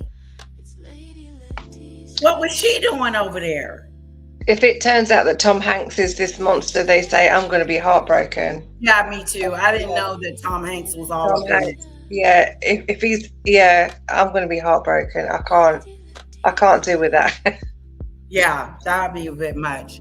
The love says, I feel for the royal family. Queen E must be turning in her grave. This was not the plan. Exactly. She probably feels for her son, but she knows justice may have to be done. Not may have to, but will have to be. Yes. Maureen, did anyone see Lauren's new video? Fergie went to visit Epstein with her daughters while he was serving his sentence. Yeah, we heard about that, Maureen. I think he'd just finished. I think he'd finished his sentence. He just finished it. They went to see him. Yeah, it's awful. Kids. Yep. She'd run out of money by then. She needed more money. Stephen Hawkins, I know. Stephen Hawkins. Oh my God. I can't figure that out. Run, Forrest. If Stephen Hawkins is implemented, surely somehow they could say it was against his will. It's not like he can give his permission.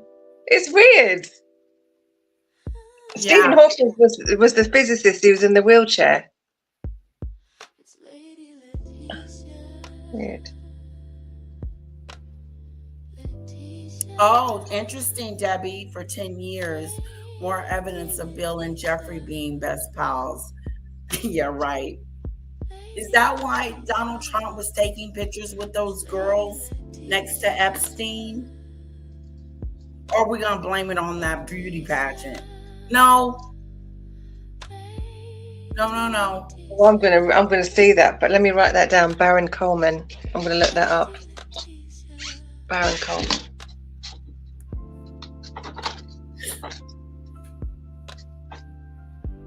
Baron Coleman. This is love. And what's with Jim Carrey? I don't know. Like, why is people making a big deal over Jim Carrey to in the news? Like, they said it wasn't him, it is him. Demon Dictator seems to believe it was a double, but they're trying to say now that it wasn't a double with the makeup artist. It was this I think it was a joke. I think they're playing a joke on you. I think it was a makeup artist. He said it wasn't a joke. That was him. Yeah, which is weird. Because why was he talking like that and acting like that? Yeah. It looked like he had cheek fillers but he pulled his eyes back. That you showed me, it didn't look like him. Like the video that you showed us, Demon Dictator, with the real Jim Carrey getting out the car. Yeah. Yeah. Yeah, what's up with that? Tell us about it, Tune the News.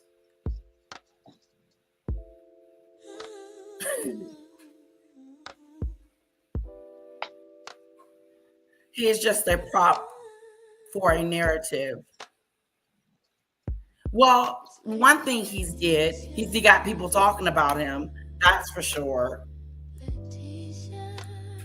Meghan Markle, Prince Harry's wife, as part of Virginia's civil suit against Andrew, she may have important knowledge about the then prince's behavior. Is that something? Do you still think she may have information that could be useful?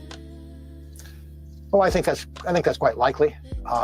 Now, whether she has any, Andrew, she may have important knowledge to the nation as well as to his family. But I would not want to be in Charles's position.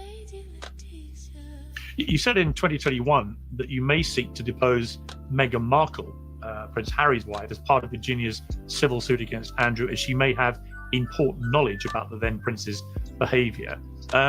Is that something? Do you still think she may have information that could be useful? Oh, I think that's quite likely. Now, whether she has any information that we don't already know, I think is more doubtful. We know so much more now than we did when we started the lawsuit against then Prince Andrew. So whether she has anything to add today, I'd be less certain. But she certainly was in a position to know a lot about Prince Andrew. We've also seen the downfall of Lord Mandelson, who was the UK ambassador to the United States. Every time he tells us that, that's a shockadoo. Okay? Why would Meghan have some type of connection with Andrew? She, like, separate from her husband. Like, that speaks volumes that she would have a relationship or knowledge of Andrew outside of, you know, the royal family and such. Yeah. Enough to be called as a witness in some really nefarious stuff. Exactly. Like, what could you possibly, and she would have had to go. You would have had to go and testify, even if you didn't want to. Mm-hmm. He lost his job. He's now being investigated by the British police, not least because he appeared to be trading highly classified information about what the UK government was doing when he was a business minister. So he's in very hot water then. But again, he has so far resisted going to the United States to testify in front of Congress. Maureen was Do you on feel the same way towards him as you would towards Andrew, given Mandelson's... Maureen was on fire last night. Oh, yeah, she was. Yeah. He lied about the nature of his relationship with Epstein and was clearly around him, including on the island and everything, for a sustained long period of years. I believe that everyone who has information ought to share that information. You still have, as you saw earlier on your program, people who are denying the existence of the facts that are in front of all of us. And I think particularly in that context, it's important that everybody who has information come forward and provide that information honestly. As I say, I think that I would feel the same way about Lord Mandelson as I do about Andrew, that if they're prepared to come to the United States and testify under oath, they ought to be free to do that without worrying about that the United States is going to seize them at the border. But I do think they've got an obligation to come forward. And perhaps they could even testify if they didn't want to come to the United States. Perhaps they could even testify in the United Kingdom. I believe Congress would send representatives over to the United Kingdom to take their testimony. But one way or another, I think there is no excuse, none, for them not providing the evidence that they have, not providing the information that they have about the sex trafficking. Hear. No, I completely agree. I had Alan Dershowitz on the show a couple of days ago, and he went to great pains. He was obviously Epstein's attorney for a long period of time. He went to great pains to try and defend Epstein's original conviction as not being a confession of being a paedophile. He said that in the end, Epstein only pled guilty to soliciting prostitution from a... you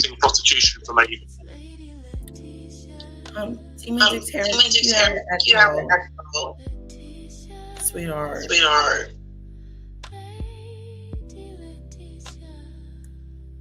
Hold on, guys. I think Demon Dictator may have for a moment. But what are you guys for? Oh my goodness. This is some wild stuff. And it blows my sweetery. I'm gonna mute her now. There, that's better. So hopefully she doesn't come back and be like, oh, what happened? Just FYI, Demon Dictator, I muted you.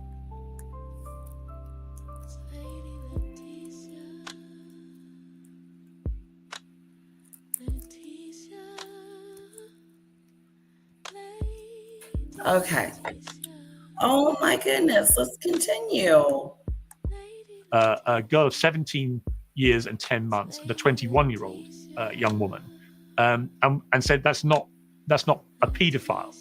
What is your reaction to that? And is he telling the whole story there?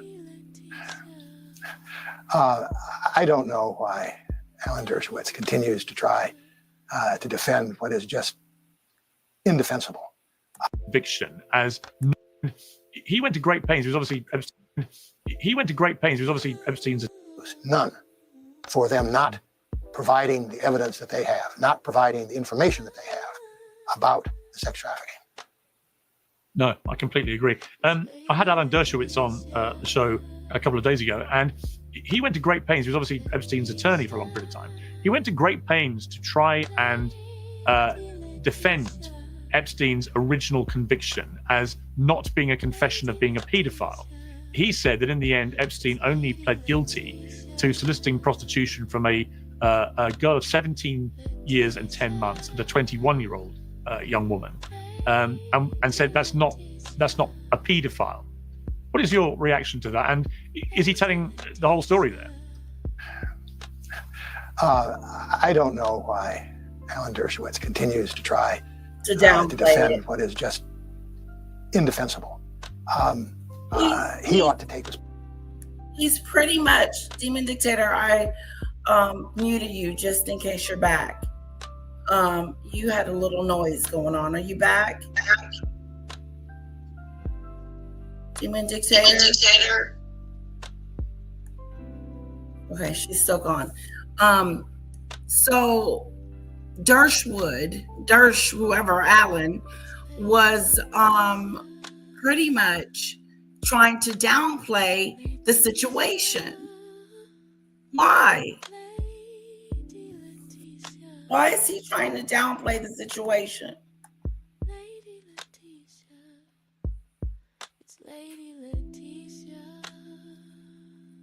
Oh, really? She did? I didn't hear about that. She did?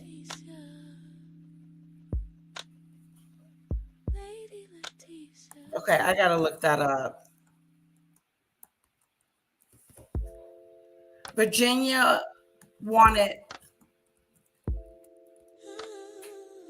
I know the lawyer wanted her to testify. Right. That's what you're saying. Okay. Well, I'm back. Sorry. That's okay. You My got it. My neighbour knocked on the door.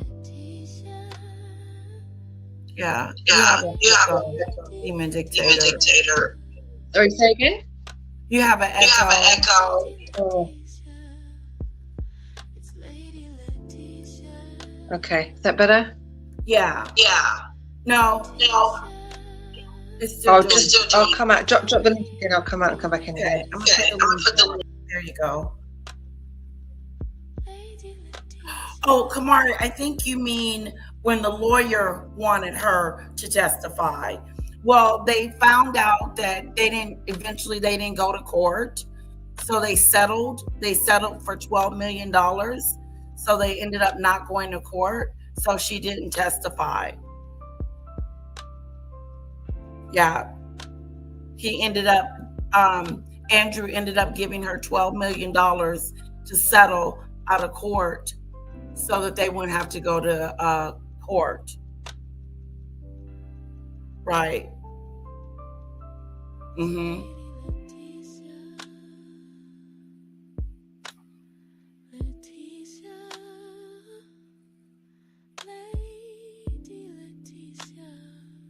Because Andrew settled with, yeah, okay.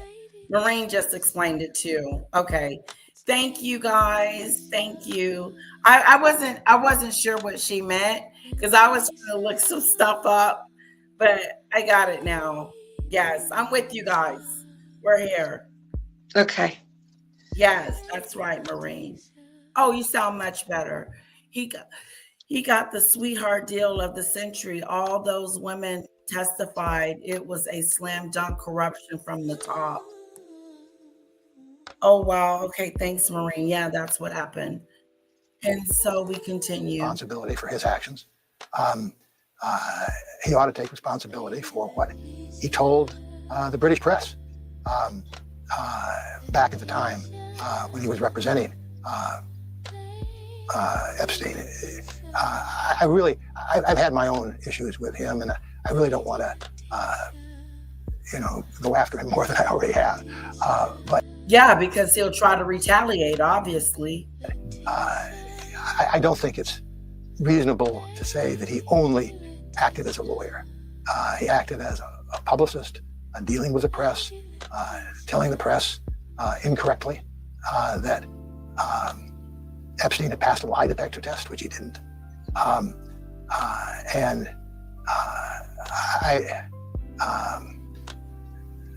I think that everybody who was involved with Epstein needs to step up and take responsibility for their role. And I think the more that they deny, I think the worse it is. However they thought at the time, they now know what the facts are. And whatever justifications they thought they have, they know those justifications are false. I think everybody ought to take responsibility for what they did and for their support, assistance of what was going on. So I think Mr. Dershowitz, like a lot of other people, would serve themselves a lot better by coming clean. Yep, come clean. And finally, David Boyd, Ghislaine Maxwell refused to give any answers. What'd you say? Yes, I said, yeah, they should. I was agreeing with you. Okay. Questions before the House committee last week. It said she may testify in exchange for clemency from President Trump. What's your response to that? There is no basis, none, for clemency. To give clemency or pardon to a person who played the role that she did in the victimization of dozens, hundreds of young girls and young women. Well, that's a bunch of BS. Now you're blaming Clinton, Hillary Clinton. Okay, now you're gonna make me lose respect. Okay, let's stop. I want to see this. What's going on? So two massive Epstein stories just dropped at the same time. The New York Times put out this huge expose describing how elite doctors were basically working for Epstein. Apparently they were treating the woman around him and they were reporting their private medical info back to him. And okay, we're gonna continue. And we were gonna do exposing Jeffrey Epstein's sex trafficking empire, the 60 Minutes Australia. They're going to probably strike me on that one. We're gonna move on to the other interview that Demon Dictator sent me today.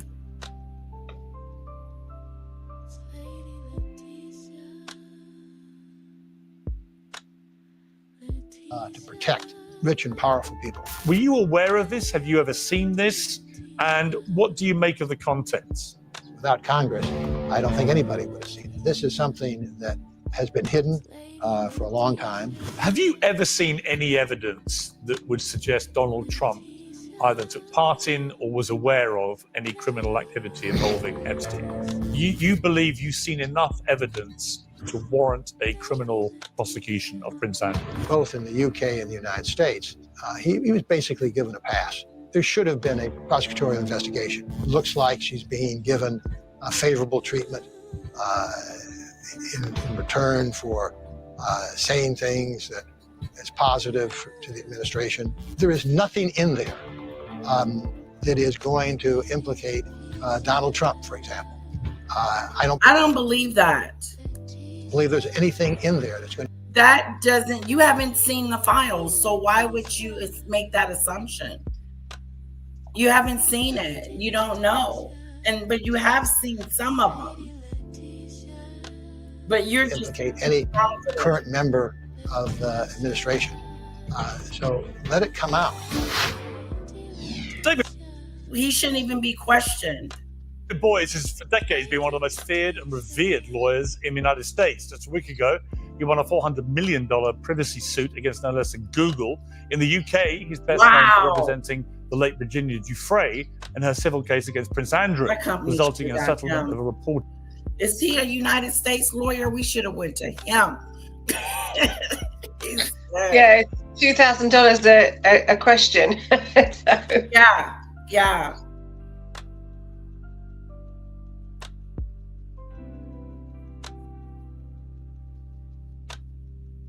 Oh, he's a down player, Lisa. Okay. It would have been very interesting to hear what Meghan would attest to if the case had gone to court. Me too. Yeah, it would have been amazing to hear. I mean, we keep scathing her. You know what I'm saying? Like, that would have been accountability right there. Because she would have been under oath and she would have to tell the truth. How do you know Andrew? Tell the truth. Meghan Markle telling the truth. Oh, Ellie catching up. Who is Virginia Giuffre is the victim of one of Epstein's victims.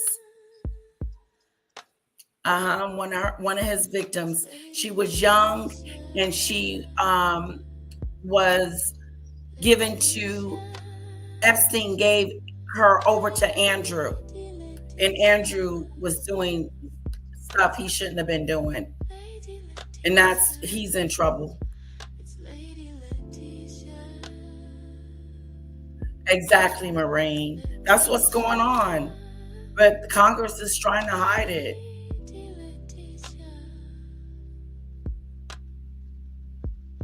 Yeah. I'll still watch him anyway. See what he's got to say. Who?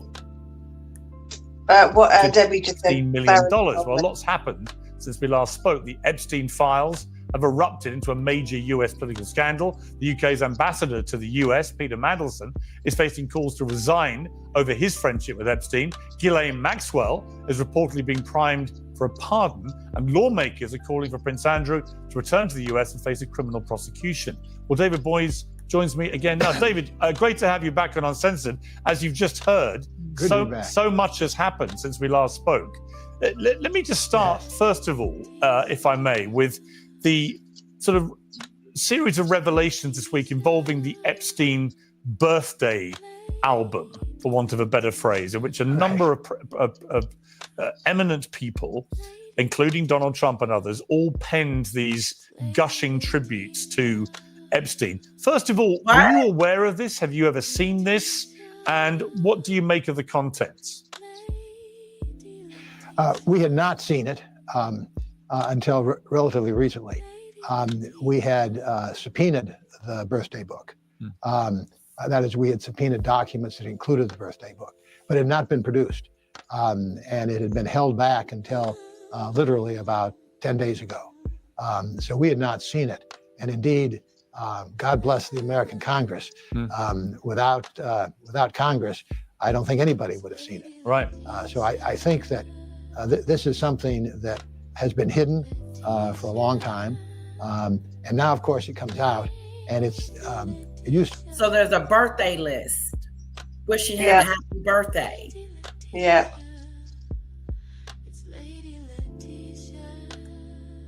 To be said about America that we always reacted too late, and when we did react, we overreacted. And I think that you've got a little bit of that syndrome here with the birthday book. Do you think people are making too much of it then? Well, I don't think they're making too much of it. I think it's a very important document, and I think it shows the extent of Epstein's political and social and business relationships. On the other hand, remember the birthday book was done in 2003, which was significantly before Epstein was even accused, let alone convicted, of sex trafficking. And I think we've got to be careful that we don't combine two groups of people. One are people who had relationships with Epstein, really, who were very well regarded in social, academic, business, political circles at the time, and the people who were active collaborators and participants in the sex trafficking. I think that it's critical, as you and I have talked about several times before, to go after the people who made the sex trafficking possible. This could not have gone on for the time it did, on the scope and scale it did, without a lot of support. On the other hand, I think that it's also important to distinguish between those people and the people who had relationships, social and business relationships, with Epstein at the time who very well may not have. Remember, years after the birthday book, you had major respected American publications publishing very laudatory articles about Epstein and his so-called philanthropy.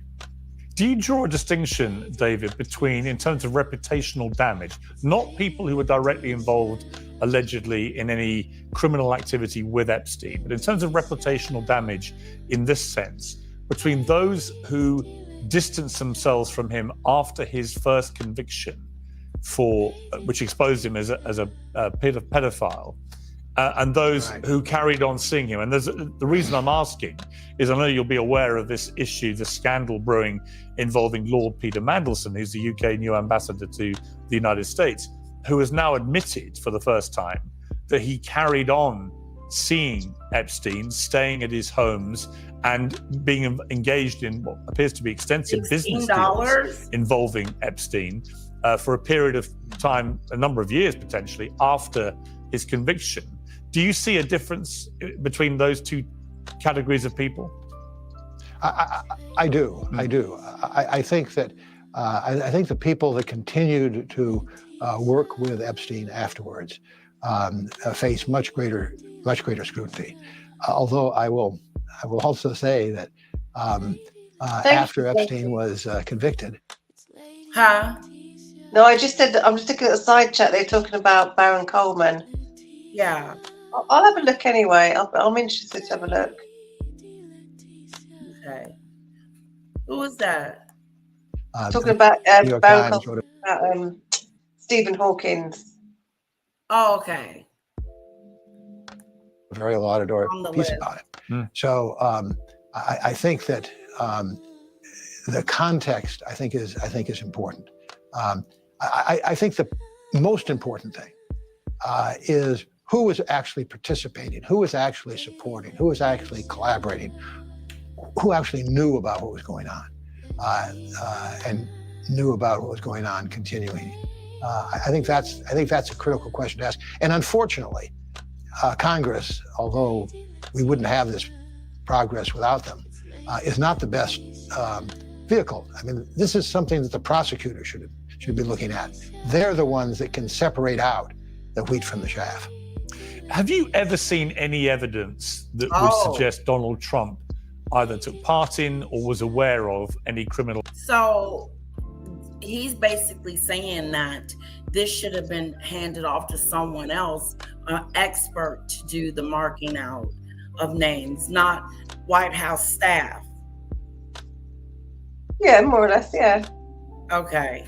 Should have been handed over to like legal people, not just interns, more or less. Yeah, crazy. Activity involved. Okay, before we continue, intermission. I'm coming over here. Debbie mentioned this, and so I want to show you guys this. This is Jim Carrey. This is the double. Now, Demon Dictator already said it was a double, but I believe there's proof now. Hold on.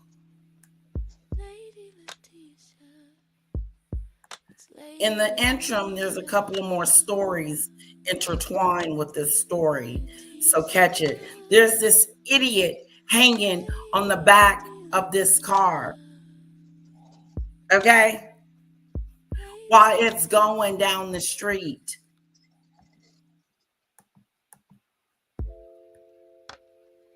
The Epstein files just got a whole lot.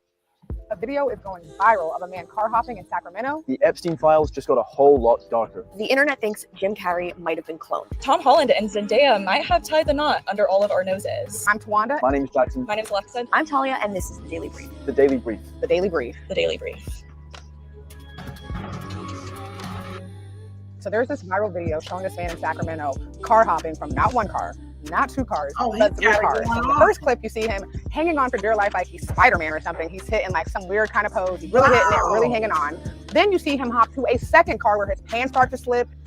What is going on right now? I don't know what the hell. Oh my God. A third car where you can. Oh, Snapper Doolittle.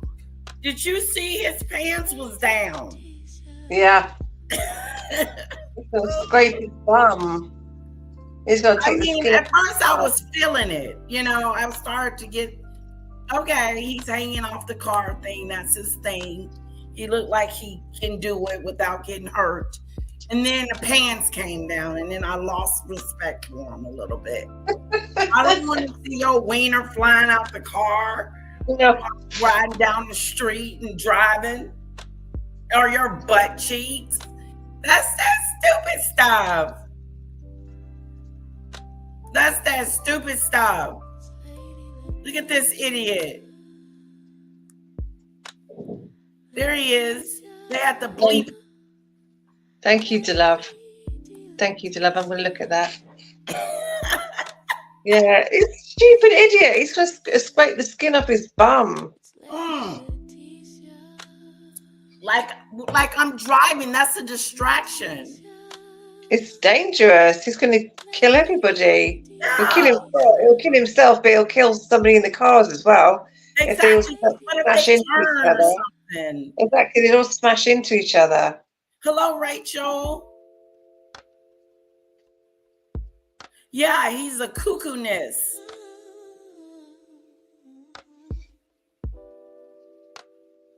At first, that's what I thought. He was a daredevil, Michelle Lee, until he started pulling down his pants. That's when he lost me. Hey.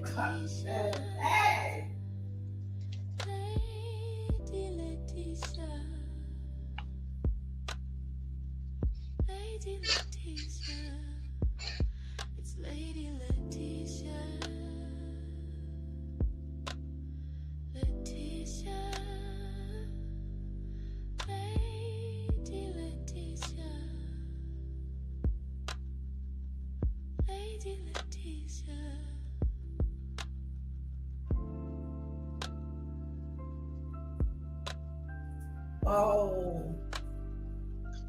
Okay, sorry, I stepped away for just a sec. Okay. I'm back. This idiot is hanging on the side of somebody's car with his pants down. What a doofus.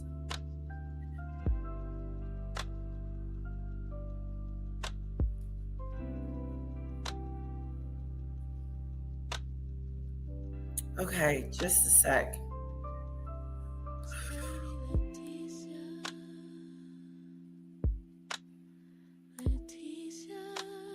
Let's see it one more time. Let's see this idiot jumping on cars. Showing this man in Sacramento car hopping from not one car, not two cars, but three cars. So in the first clip, you see him hanging on for dear life like he's Spider-Man or something. He's hitting like some weird kind of pose. He's really hitting it, really hanging on. Oh my then you see him car. go to a second car where his pants start to slip. What is going on right now? We don't know what the hell's going on. Then you see him going to a third car where you can hear the person in the video saying that these cars that are driving are going up to 40 miles per hour. This dude is tripping, dude. We are going 40 miles an hour. Yeah, he's the car hopper just hanging on for dear life. He's basically targeted right now. We do know that, but we do not know the condition. He's lost his shoe. Could have potentially hurt in his car hopping. Now, the New York Times just came out and dropped an expose that focused directly on Epstein. Didn't it look like he could just slip? What did you say, Demon Dictator? I said it looks like he's lost his shoe. Oh. He's got one shoe now. He lost his shoe, guys.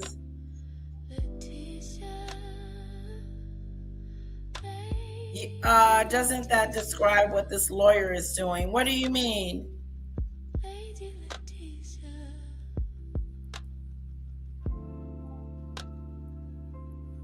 What they gotta say about him? Relationship with the doctors that he knew.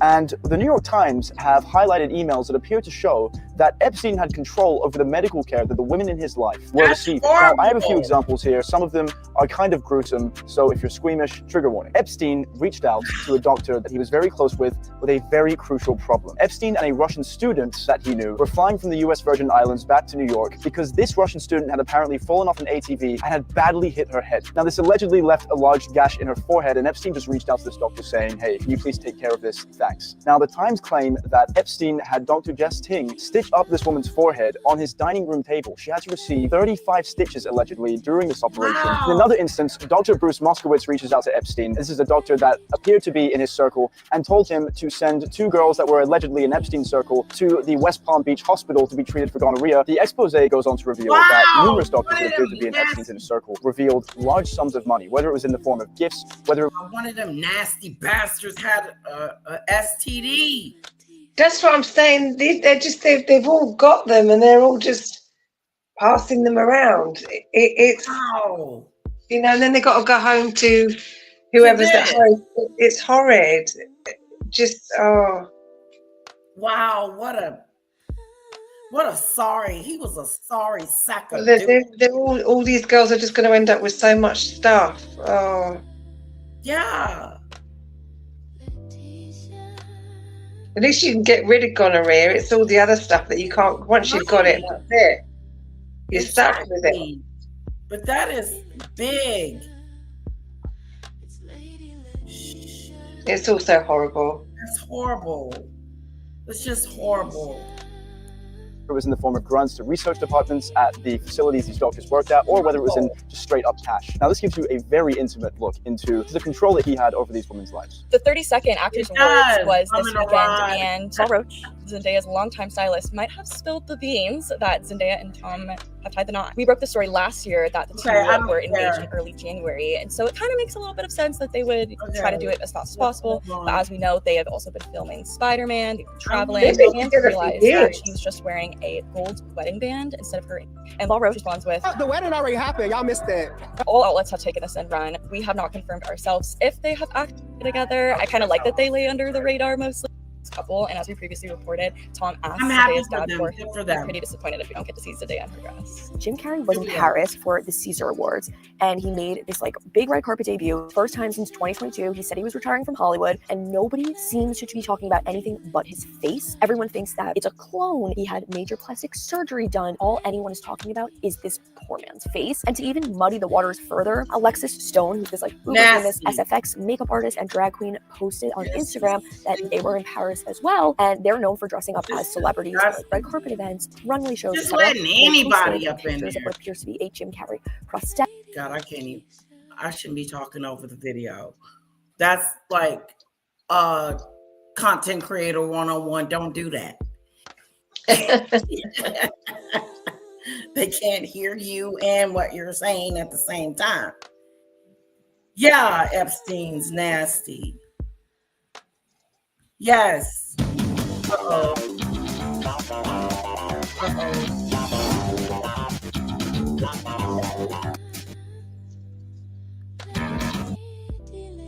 It still shocks me though that people go out and have casual Welcome to TMZ Live. Bill Gates opened up last night. A video is going viral of a man car hopping in Sacramento. The Epstein files just got off. I'm sorry, sweetheart. Say that again.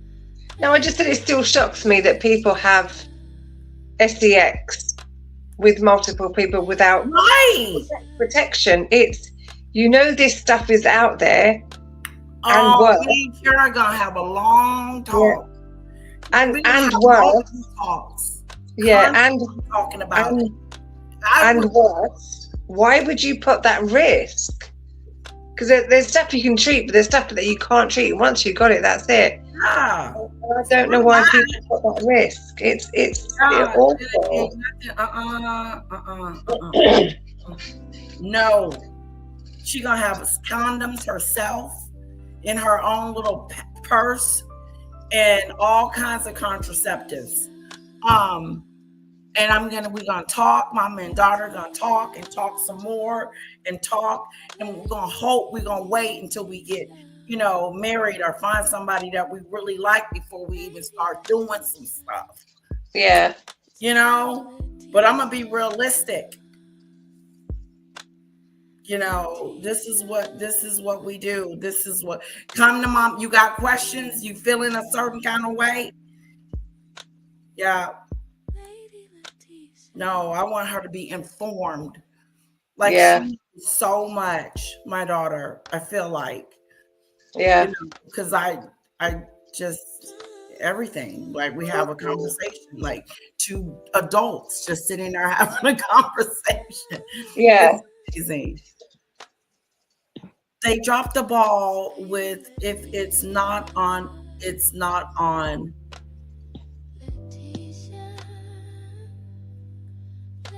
Let me just highlight this.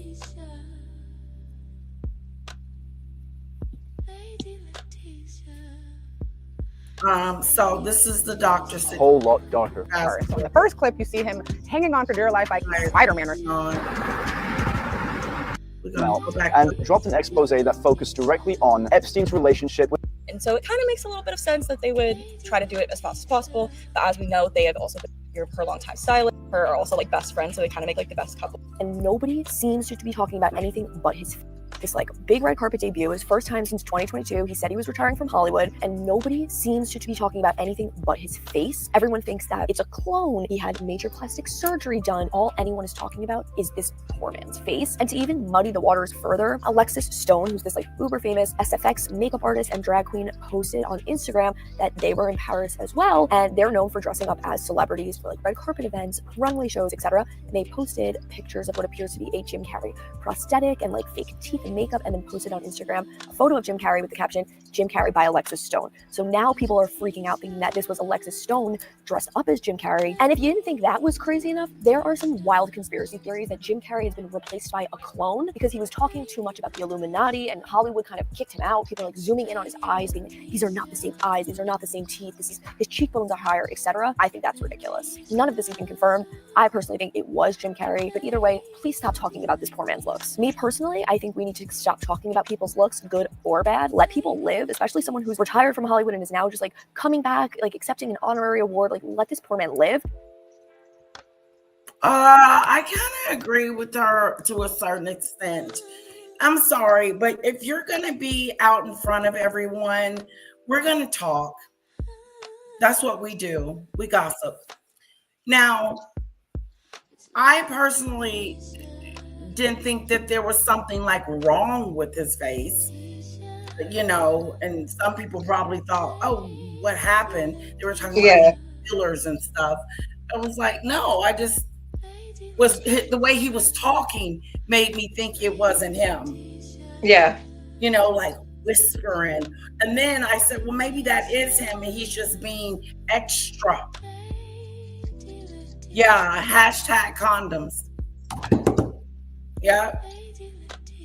Yes. Why was they doing willy-nilly anyway?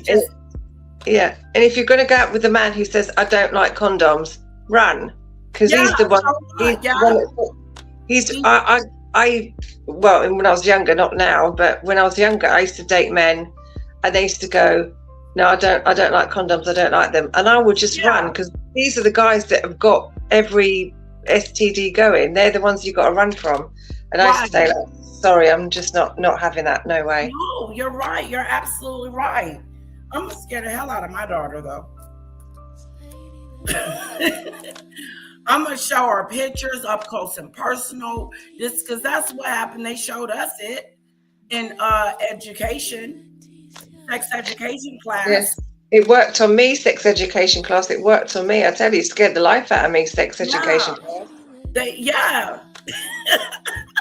I'm surprised I did it at all. I know. And boys were in there too. Yeah. They were showing us how to put on a condom. Yeah. They were showing us what happens when you don't.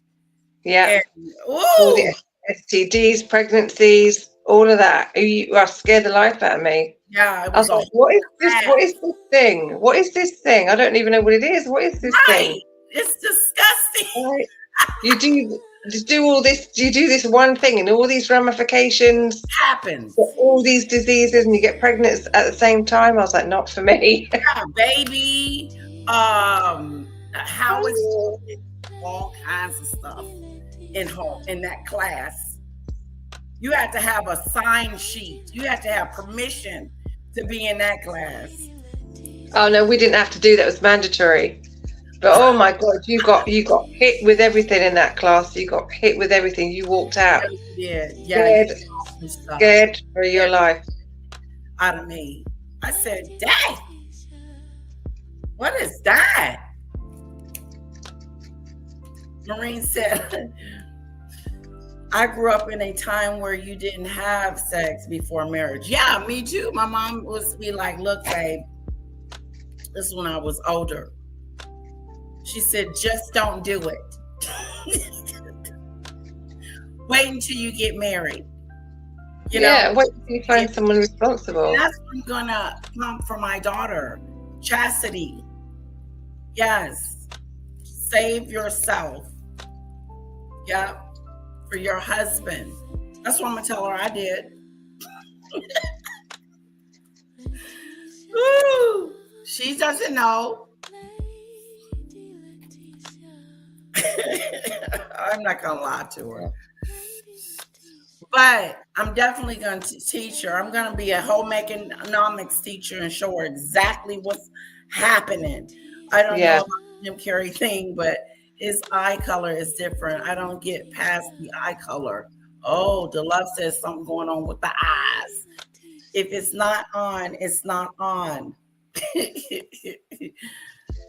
Why? Yeah, if it ain't on, it ain't on. And that ain't good. Yeah. Oh, what happened to love? What's going on with your comments? It's not. I can see them fine. I can see them fine. Oh, if he's on the Candice, Candice, so that's a whole nother show. Jesus wept. Oh. It's only on my telly. I love when you say telly. Do you call it a telly too? Yes, we call it tellies. Telly, on the telly.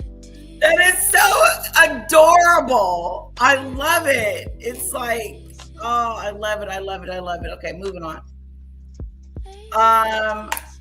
Before we move on, because we're almost coming to an end with the lawyer.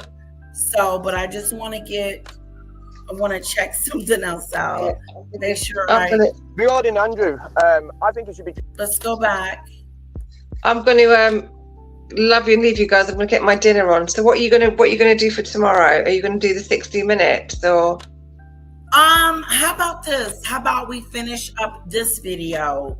He has given a pause to Epstein prosecutors, saying Prince Andrew has to be investigated. How about we do that one, started from the beginning, be more, focused on it and deep dive it.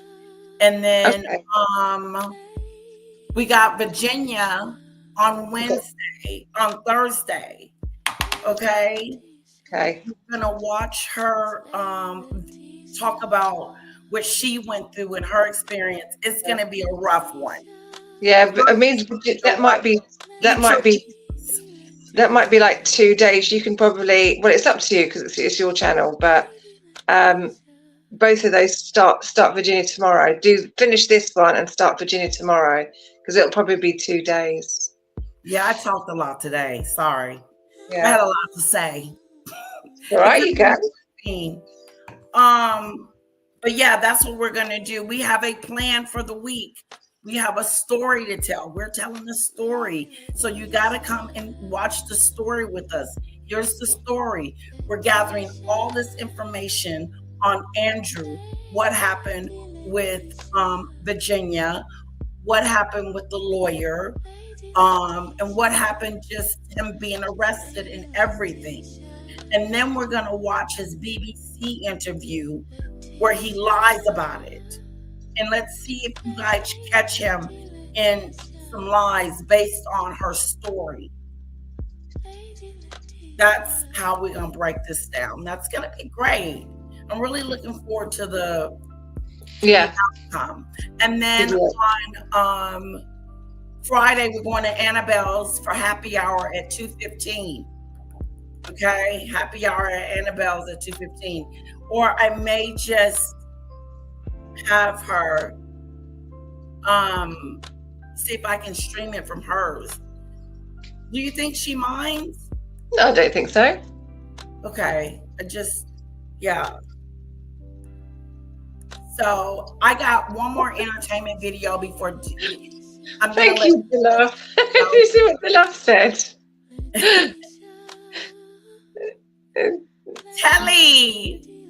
Telly. 174. Is that a lot of money? Yeah, 174 pounds. Yeah, that looks like a lot. A lot for a TV license. It's crazy. Yeah, that is. I used to pay that amount, but now I pay like 80 something for YouTube. We have to pay that. We've got to pay it. Yeah. They take you to court if you don't pay for it. Or, dude, Jesus, you have competition. No, you have to, for the BBC, you have to have a license to watch television in the UK. License. That's a TV license, so you can watch the television. It's have most a whole license to watch the telly. Yeah, so it's for the BBC. So it's basically how the BBC earn their money. But wow, that is so interesting. If you don't pay it, like, you can go get prosecuted for it. But a lot of people go to jail. Yeah, you can for not paying it. Yeah. Wait a minute, time out. It's true. Yeah, and it's only for the BBC. It's not for the other channels. So a lot of people have stopped. A lot of people have stopped paying it now. So I think they're not so heavy on the prosecutions anymore because a lot of people are refusing to pay it. Okay. So you have telly, and then you have a BBC license. Yes. That is separate. No, you have to have, in order to watch the television, you have to have a license. But the license only actually pays for the BBC, but it is compulsory. You have to have it. Even if you don't watch, even if you don't watch the BBC, like, you still have to have it. So now a lot of people want a TV in your house. Sorry? What if you didn't want a TV in your house? If you don't want a TV, then you don't pay it, but it's very hard to prove it. Oh, so if you do have a TV, you better not be watching it without a license. Yeah. Oh, that is so you have to have a license. Or you could get arrested or pay a fine or something like that. Prosecuted, yeah. Girl. Yeah, you have to have the license only pays for the BBC. So it's crazy. It's stupid. It's separate. It's like a fine. It's like a extra bill. Yes, it is. And you have to have it. But, they're in time, but that is crazy. Yeah, you have to pay it. I've never heard of that ever before. Yeah, I pay mine because I work in financial services, and you can't get in trouble or else you lose your job. So I pay mine, but a lot of people are revolted now. So a lot of people are getting away with it. Wow, but just the fact that you can get in trouble is something within itself. Yeah. Because over a license. That's interesting. Yeah, Maureen, I'm scared to pay it as well because I work in financial services. I'm scared to not pay it in case I get prosecuted. If I get prosecuted, I can't work in financial services. So I kind of got no choice. Okay, I need who in here is an American? Put a 1 in the chat. Who's from America? Can you just show DeLove's comments because it's funny? Oh, DeLove, you're with me. Okay, great show. Thank you, Dee Dee. I hope I've got insomnia again soon. I miss y'all when I sleep like a normal person. Oh, I've got insomnia too. That's why I sit on the internet all night trying to find things to show on Letitia's channel because I have insomnia too. Maureen gotta pay it too. That is we do. Yeah, she's the UK. She's Scotland. They got to pay it too. Wow. To watch free to air LL, I think. Right. DeLove, did you hear what they said? They got to pay for a license. And if they don't pay for their license, they could be prosecuted. Yeah. For not having the telly license. That is a serious thing. Like, what about your air conditioner? And that's different. We don't have air conditioning. We don't have air conditioning. Yeah, it don't get that hot there. No, doesn't get hot enough. Oh, they can find you. You can get fined and prosecuted. Fined, prosecuted. Some people go. It's like the old, old people who forget. You know, when they just forget. Old age pensioners, and they get prosecuted and fined. It's terrible. That is crazy. I ain't never heard. That is some real interesting news right there. That is. I can't wait to tell someone else that don't know. Everybody got it, right? Yeah, TV license. The UK, you have to have a tele license. If you don't have your license, you could be prosecuted or fined thousands of dollars. Yeah. I wouldn't want that. So I would pay. You get prosecuted, you get a criminal record, and that's why it's not worth it over a blooming TV license. A whole record. Your record. You got a record. You can get a criminal record. That is highly sensitive. Did you hear that? Over regulations. That's crazy. It's kind of like forcing you to do it. You got a choice. Whole criminal record. That just sounds extreme. Jesus. That's what prosecution is. Yeah, you get a criminal record at the end. Wow, it's like you're breaking the law. Yeah. That is so crazy. It's like if you have a driver's license, or you have a driver's license, or a medical license. A license is a license. Yeah, so we have to have a TV license. Wow. because that is so interesting. And it's all it is to pay for the BBC. It's just how the BBC earns its money. That's all it's for. Because is that new? Is that new, or is it always? No, it's always been like this. Woo! That's an offense. Your mind is blown. Your mind is blown. It is. It's an offense. It's literally an offense. You can get into some trouble. Let me put it in the private chat. I'll bring it up. Let me put it in the private chat. TV program. Woo! I would be scared to live in the UK because I probably would violate one of y'all rules. Oh, you're gonna have to give us another one again another day, because that one was priceless right there. Because all they do to us is cut off our TV and we can't watch nothing.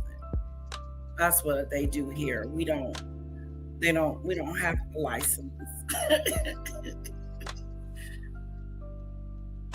It is the love.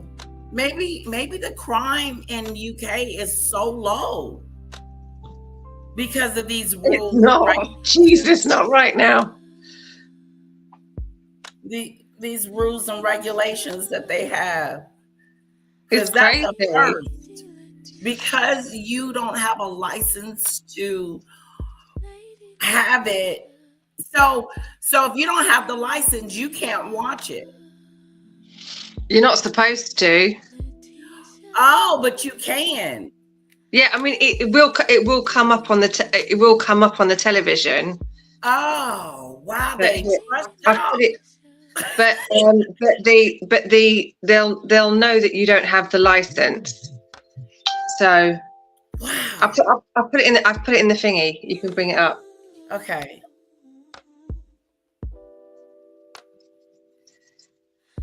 Here it is.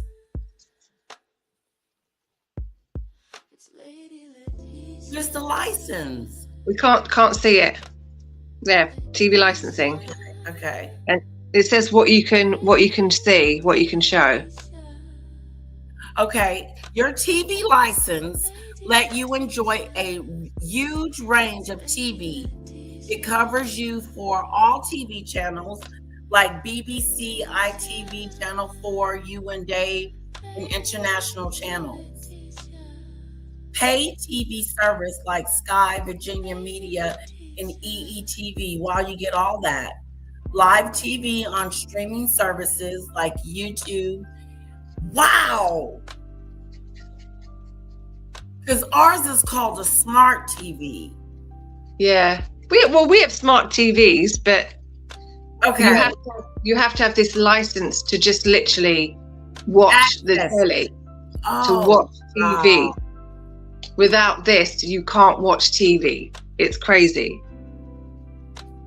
Yeah, they used to have a drive around in a van with a detector on the top, and because we used to have TV aerials on top of on top of houses, and they could check the signals coming off the TV aerials, and they knew if you were watching telly, and then they used to check if you had a license, and if they could detect the television aerials coming off your house, and you didn't have a license, they'd come in and arrest you. You only need one license though, right? Per house, I think it is, yeah. Per house. Wow. Yeah. And it's against the law to not have one. It's crazy. God, I want to see that part. That's what I want to see. Prehistoric.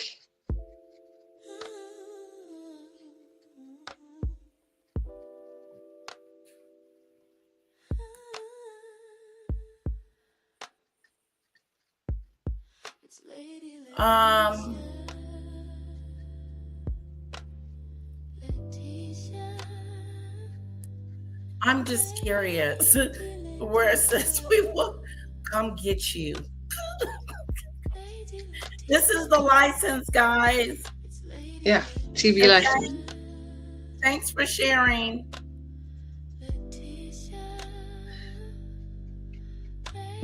Oh, of course, Kamari. And let me know if we need to go in on one of them. You know, we need to have live. Oh, Letitia, you've just won one battle. Don't go into another one. Okay. Yes, I have a whole nother battle. That's okay, girl. I'll show you how to fight them. Yes. They used to drive around in a van with a detector on it to tell if you were watching the telly. Get the shit. Yeah. And you haven't bought a license. People used to watch for the van so they could turn the telly off. Yeah. Oh my God, there's a van going around detecting it? Yeah. That's what I just said. Yeah, they used to do. The vans used to go around detecting your TV aerials. Shut the. And everyone, as soon as one used to come into the street, everyone used to phone each other up and go, "There's one in the street," and everyone used to switch their TVs off. A telly detector. Yeah. Shut the front door. I think it was. Wow. Let me charge my phone real quick. Don't go nowhere, Demon Dictator. Oh my God.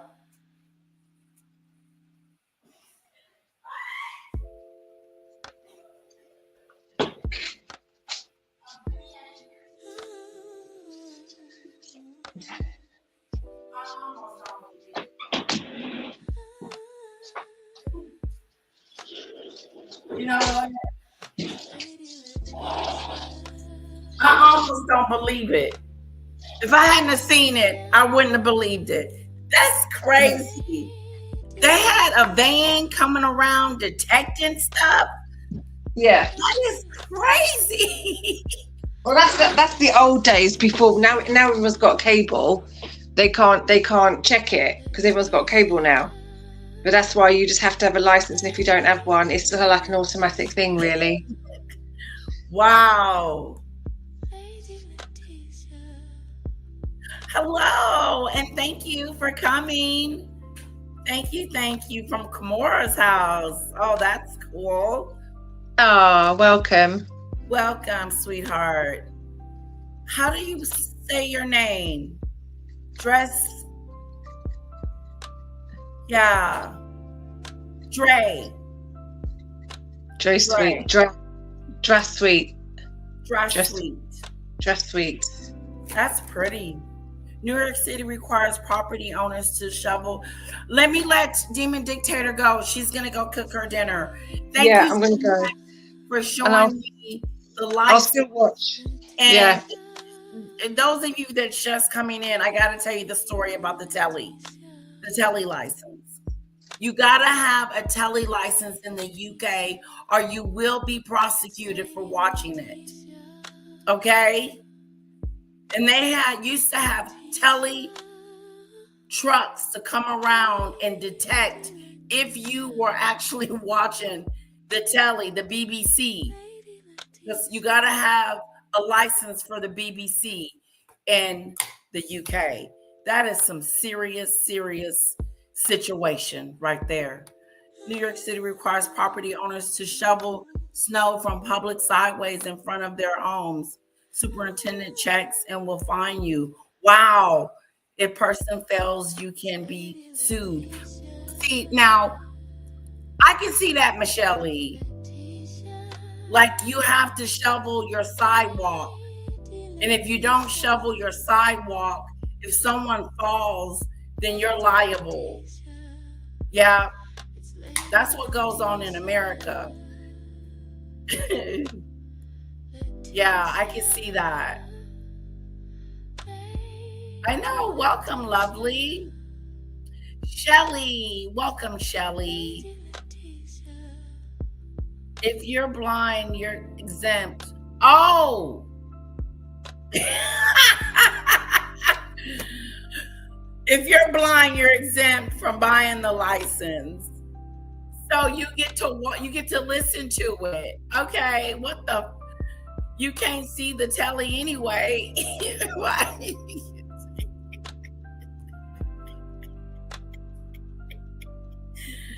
Ah! Okay, that's funny. That is funny. Comment of the moment. If you're blind, you're exempt. What the? You can't see the telly anyway.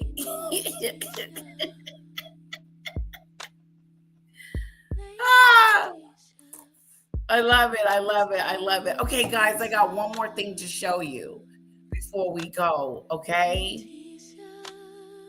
Let me see if I can get it. Okay, what is it? Okay, I wanted to show you guys this real quick.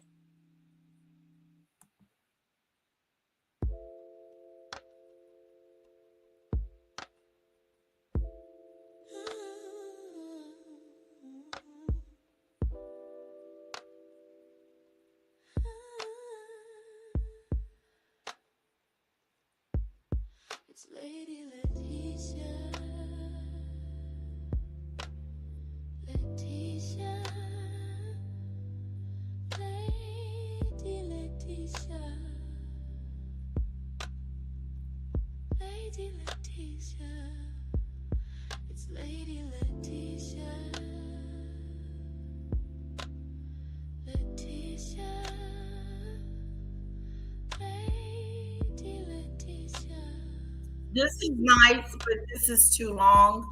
Let me show you this. This is 30 photos from the Epstein dump.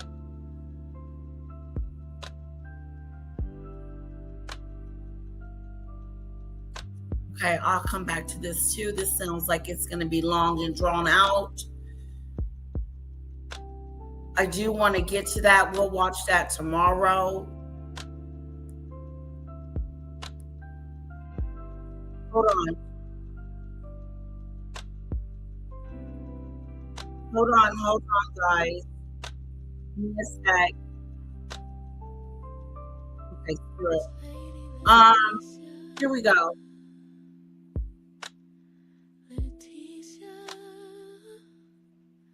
Lady Letitia. Lady Letitia. It's Lady Letitia. Letitia. Lady Letitia.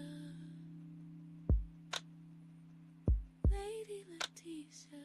Oh.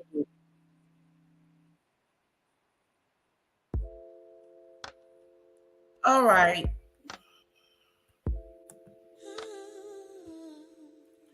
All right, lovely people. We have had a wonderful live today.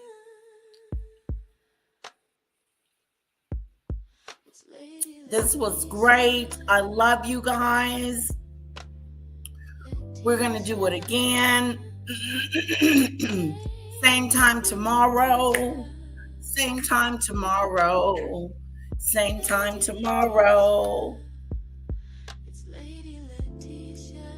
It's important because trust and loyalty has been broken. Oh, it is important. You're her BFF? Oh, that's so nice. That is so wonderful. Kimora has a big heart. I love Kimora. She is a sweetheart, and I don't want to see her upset. And hopefully, she's okay. Excuse me, I dropped the link just in case someone wanted to come up and say anything before we head out. Yo, welcome, welcome, Shelly.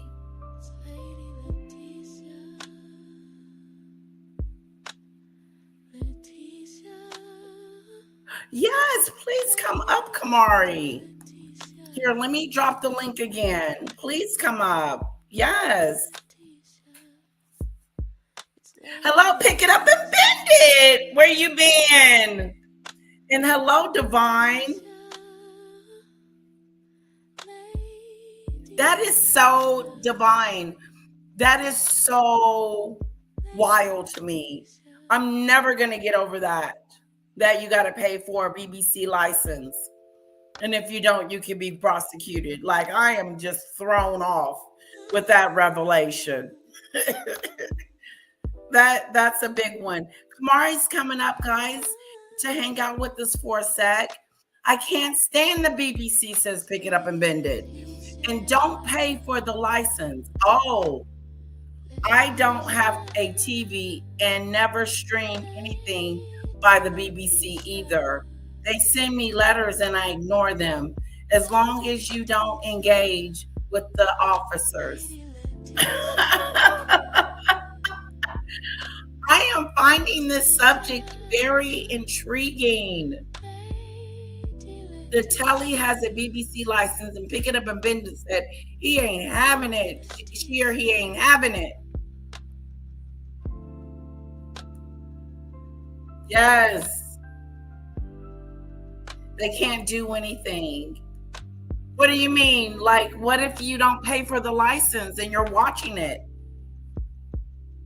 Oh, dang, I got to go to work also. I'll replay the rest. Bye, to love. Have a great day and night, everyone. Have a great day at work. The love. So great having you. Kamari, I dropped the link. So all you got to do is click on that link that I dropped. And you can, it'll coach you right to me. If you click on the StreamYard link that I posted.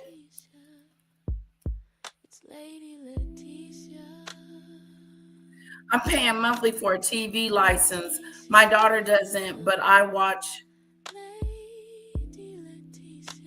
EastEnders. I'm paying monthly for a TV license. That is something, a TV license.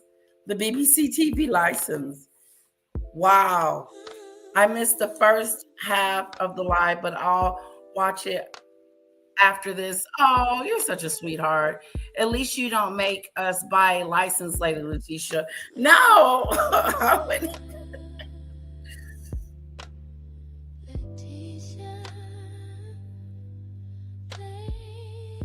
Okay, pick it up and bend it. It's good to see you. It's good to see you. Let me drop the link for Kamari one more time. Yeah.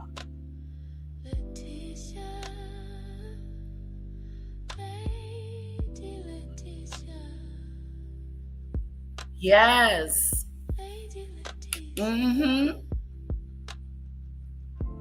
I hope you guys enjoyed the live.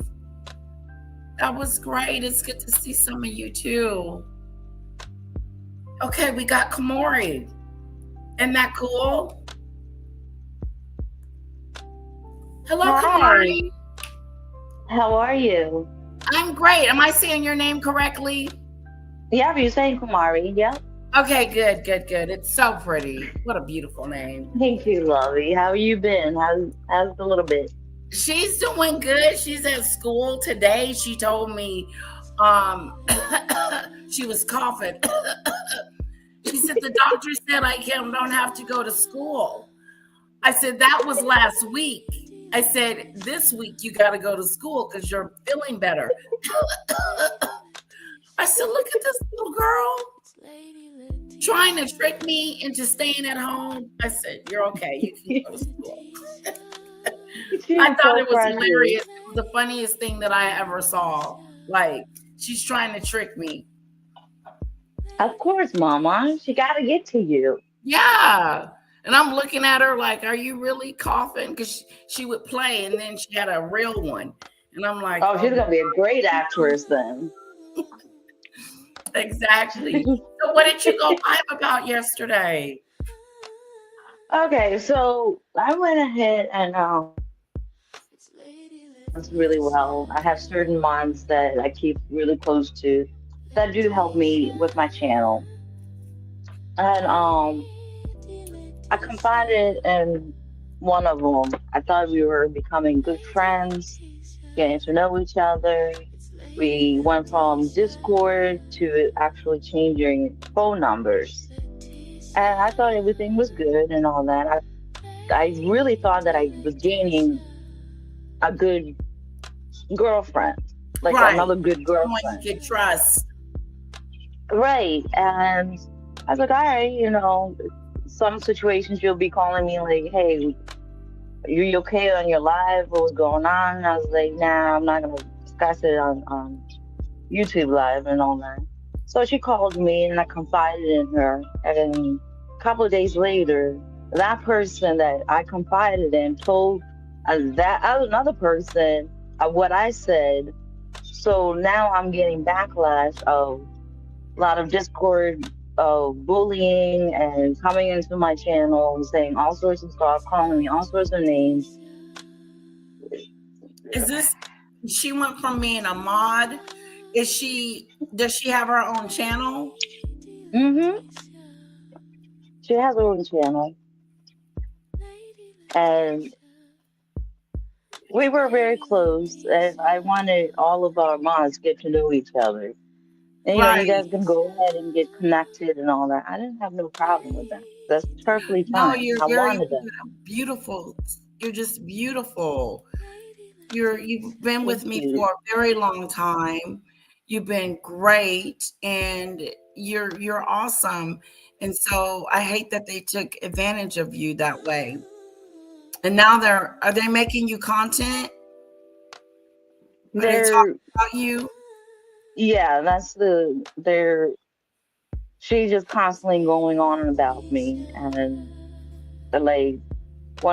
she said, calling me a fake ass.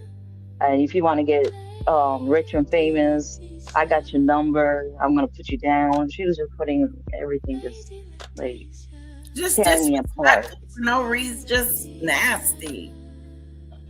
Right. Wow. And she still keeps daily basis. She's still texting me, but I'm not responding back. Right. So they also have a different accounts that come into my live and saying all sorts of stuff, and the rest of my subscribers are asking me what's going on, and it's just like that's personal drama that you shouldn't be bringing into. That's what you call them. Those are trolls, and block them. Those people that are coming in your chat disrespecting you, get rid of them immediately. And so there's two of them, right? There's one, and then she told the other one. Correct. Yeah. And it came back to me, and it just now I feel like they're bullying two against one situation. And I don't know how to deal with it. And I broke down on my life. That's why I was saying to um, Daisy earlier, if you go into my live from yesterday, it's not going to be all that happy to do like I usually do. It's difficult, and then you feel betrayed. There's certain things that you can do, and then things that you just won't do. Like, you know what I'm saying? The one thing, you have options. One option is to get on this live and cuss their ass out and tell them to kiss I your ass. really want to. I so want to.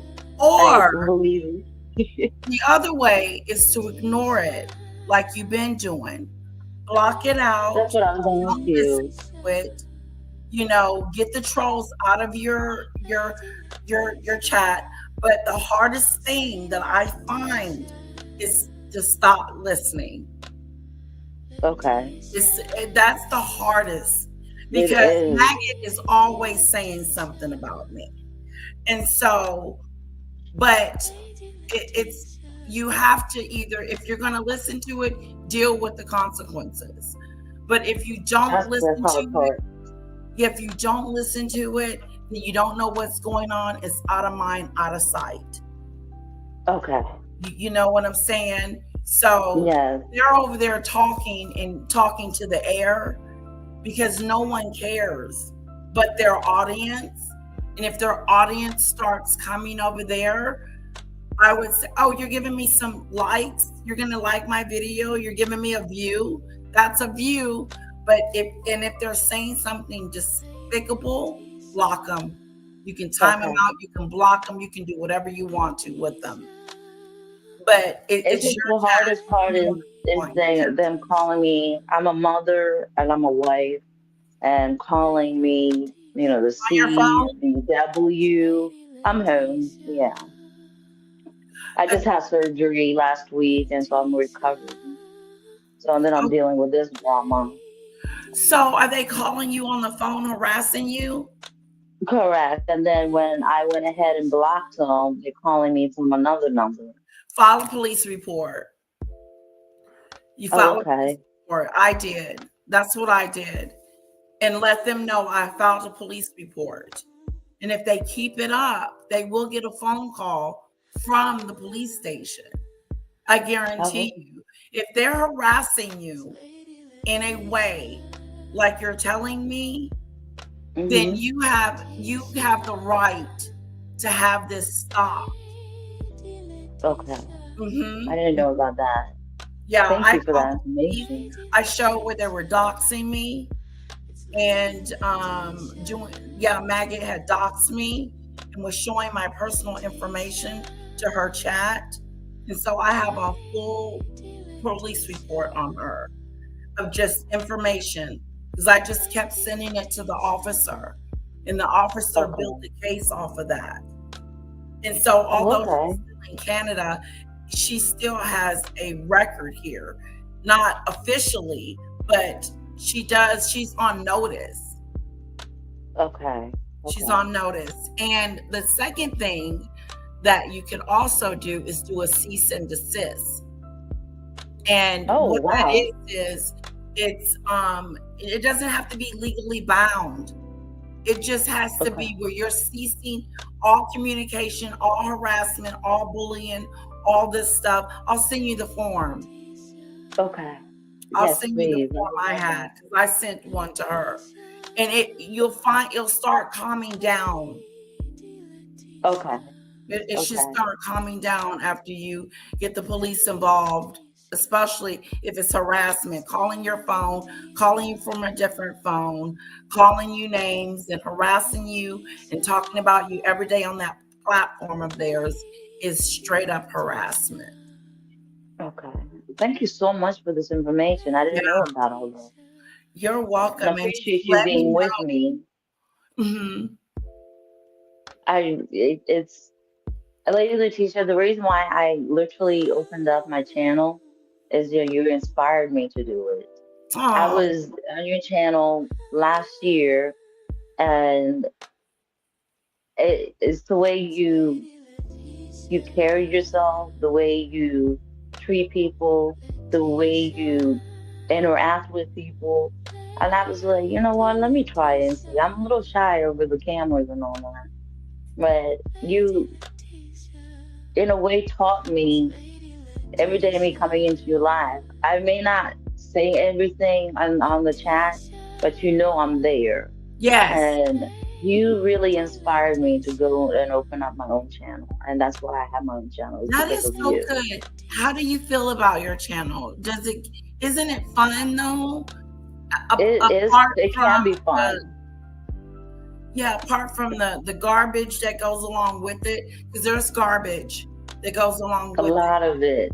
Yes, but I love meeting new people, and I love like learning from other cultures.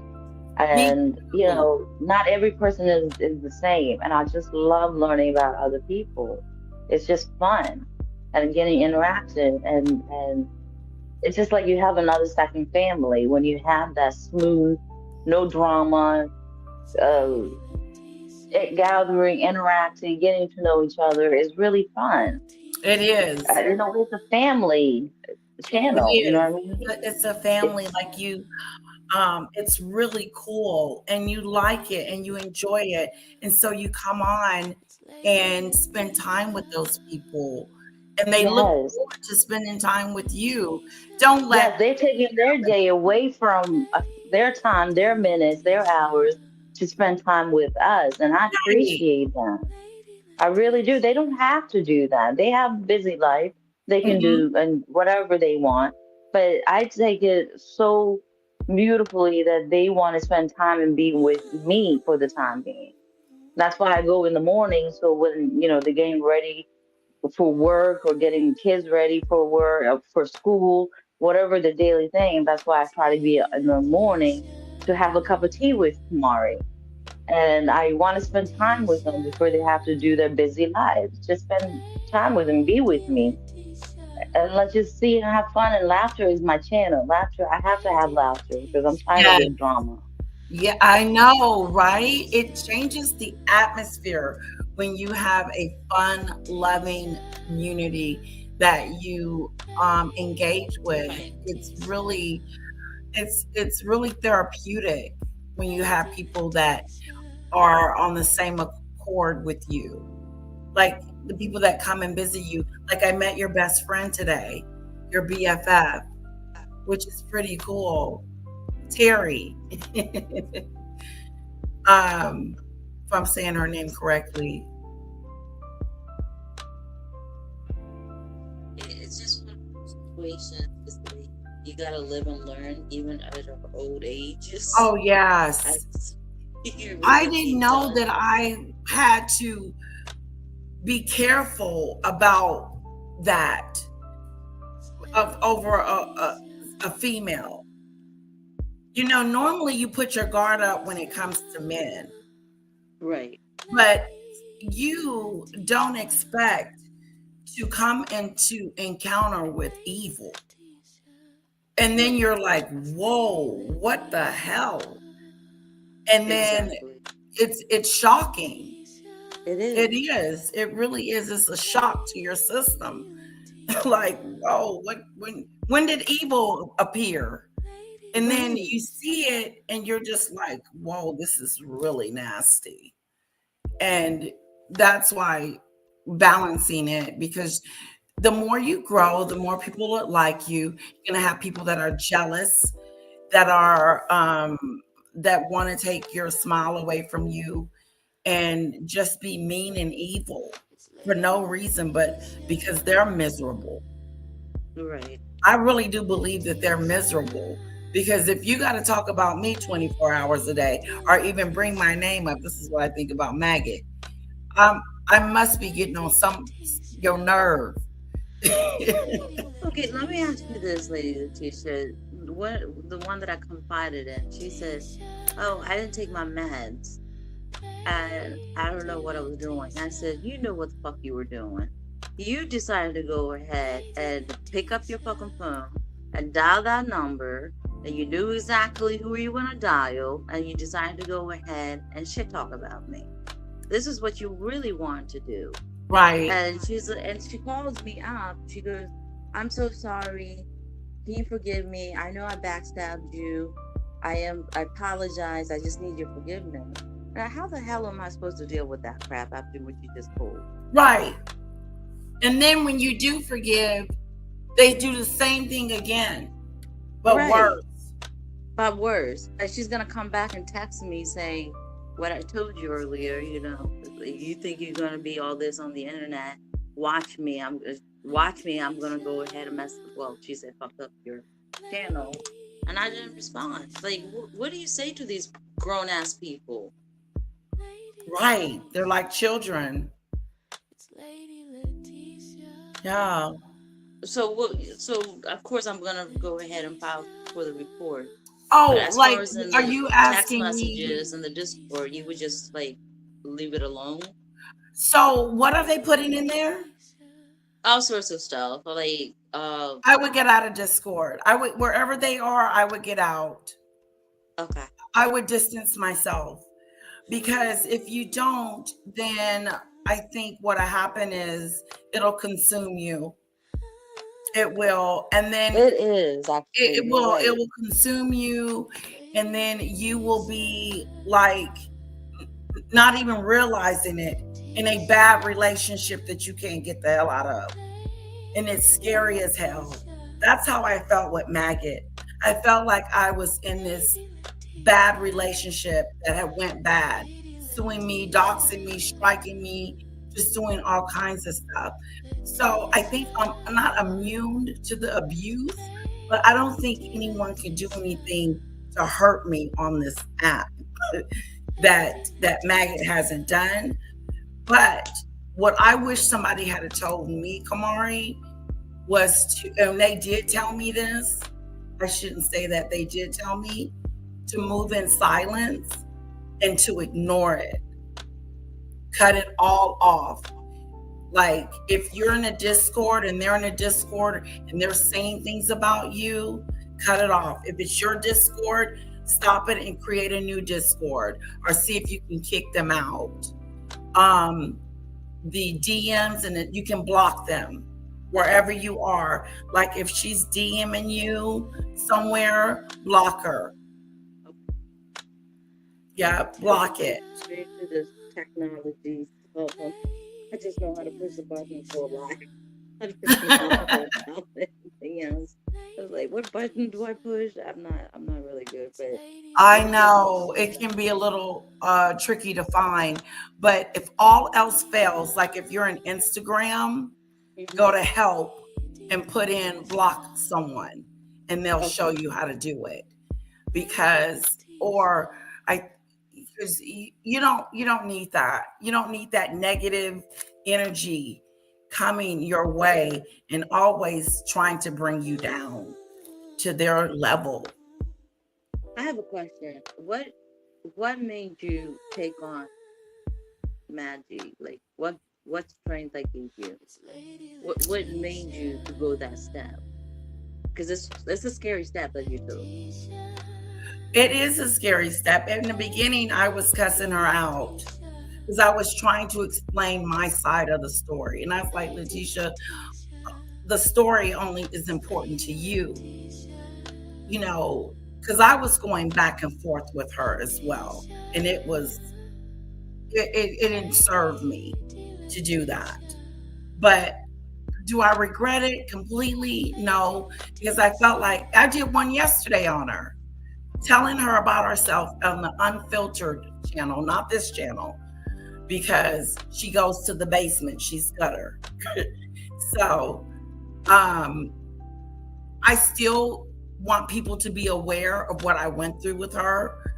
So I kind of told my story again yesterday, and to beware of this person so that it won't happen to you. I did do that. As far as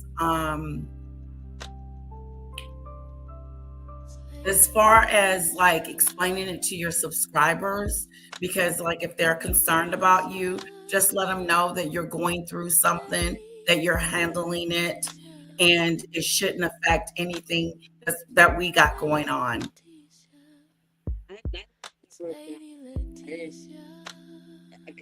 Yeah, and I would stay focused. Stay focused on what you're doing. Like, I know it's hard because there's a lot of noise going on in the background, but you got to push it back, and push it back, and just keep pushing the negative out, and eventually it'll go quietly.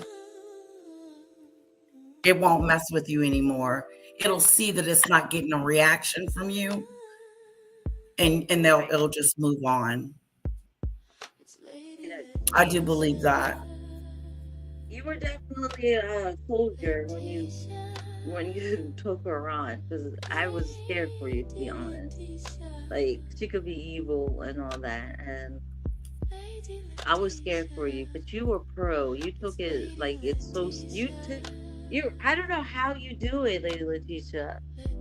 When any animosity, any struggles, you just go smoothly, and the way you use your words, just like, damn, lady, I would be pulling my hair. I would be messing up the store. I would be throwing something at her. But you just smoothly, I feel like you have the faith, you got the family, and of course you got the friends backing you up, which we are your friends backing you up. But you going through it by yourself in that court, and I know you have the anxiety. Yeah, it can be very stressful, but like when I was going to court, it was very stressful because I didn't know what the outcome was going to be. I really didn't. Right. But I knew she wasn't getting any money from me. I knew that. But because I had never been through anything like that before, so I took some time off to prepare myself for court. But when I came on here, I just wanted to give my audience me, and not, broken me, but give them me, because they're coming to see me. They're not coming to see Maggot. They're not coming to see her. They're not coming to see what I got to say about her. They're coming to see me, and what I put out matters in my book. And I don't want to put out a whole bunch of, I'm fighting with this chick over here that's being an sinister person. But moving above it can be difficult. But you have to, in your mind, you have to tell your mind, you have to control your thoughts. Because if you don't, it'll take you down a depressing rabbit hole. And you'll be like, why am I in this state of frame of mind? And you realize that your brain has been thinking about this all day. And eventually your brain is like, shut me down. I don't want to think of her anymore. I don't want to think of this situation anymore. And so I try to, when my thoughts are off, I really start to focus on things that are better. You have to, or it will consume you. And then you find yourself going over there listening to what they have to say about you. And you don't need to hear that, because it's all lies. Right. Yeah, they're lying. Keep her facts and reality anyway. You don't. Right. It's gonna be a lie-a-thon. a whole lie-a-thon. Trust. They think they know you, but they don't. They don't know nothing about you. Yeah, don't let them take your joy away. That's all you got is your joy. And if they dim that sucks.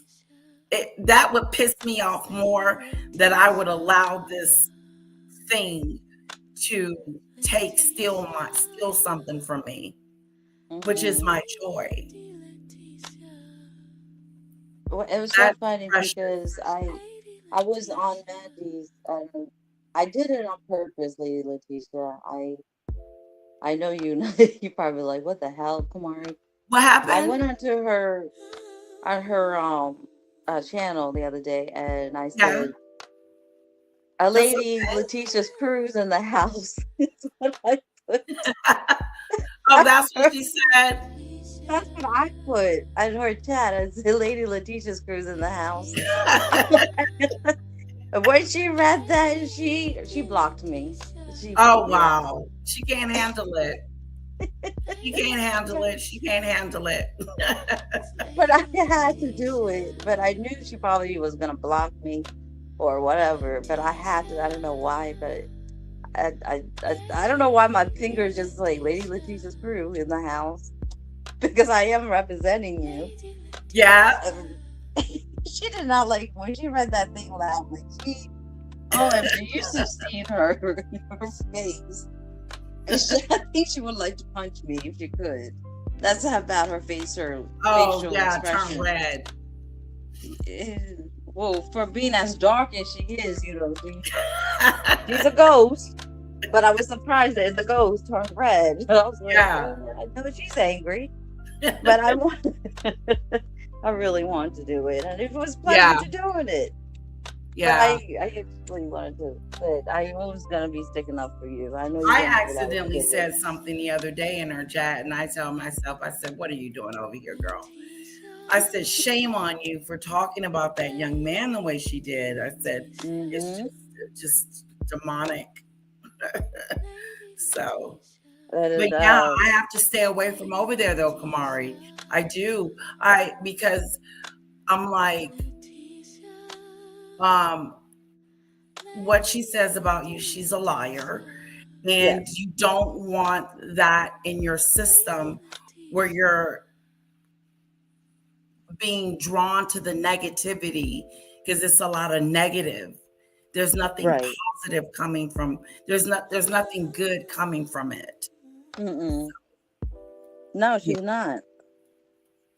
Well, she learned from the best, Jaguar Wright. She learned from the best. Yeah, that was interesting. I think she's worse than Jag now. Okay, I want my money back that I donated to the stupid Jaguar and that stupid story that he made up. I want my money back. Yeah, line.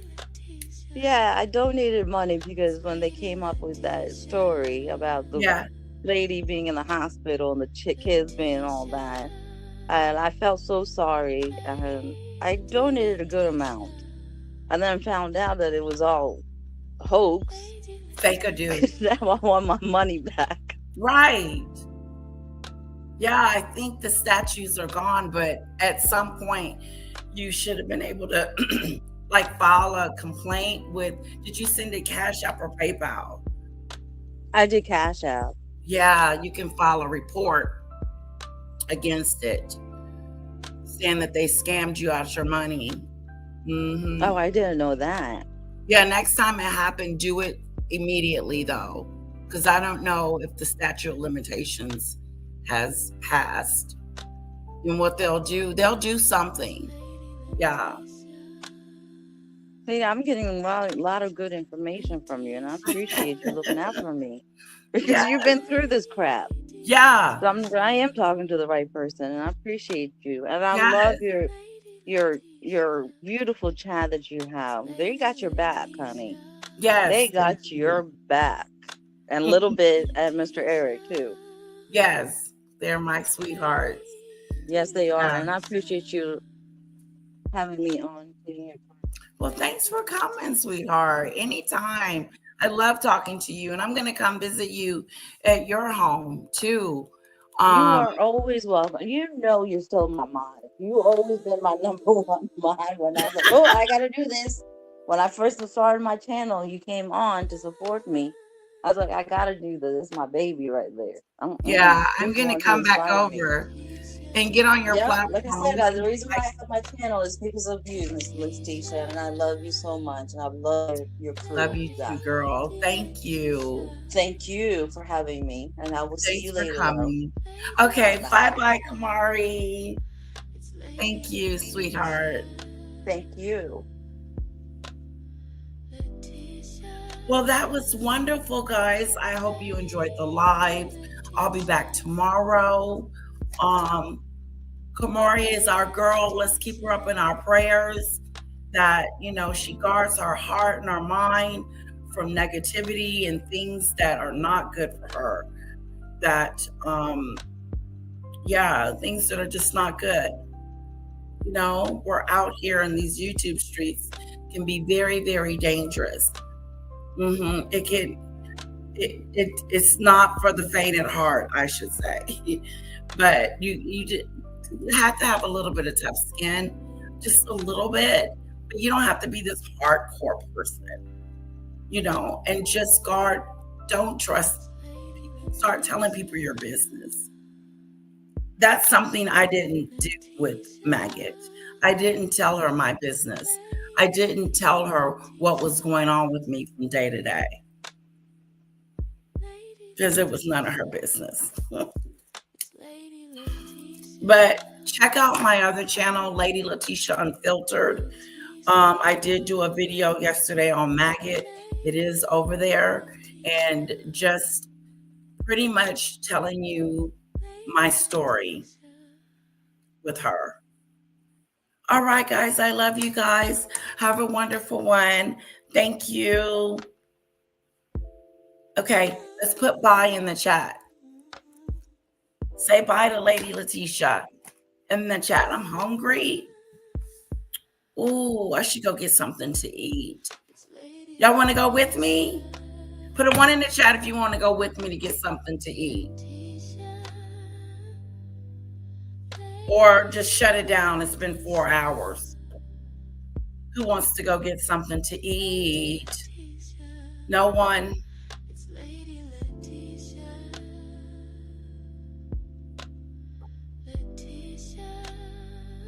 Okay, let's go get something to eat. I'm going to the salad place. It's called Chick Salad. And it's got fruit in it. It's so good. Let me get my cell phone and turn it on, because, hold on, I'll be right back.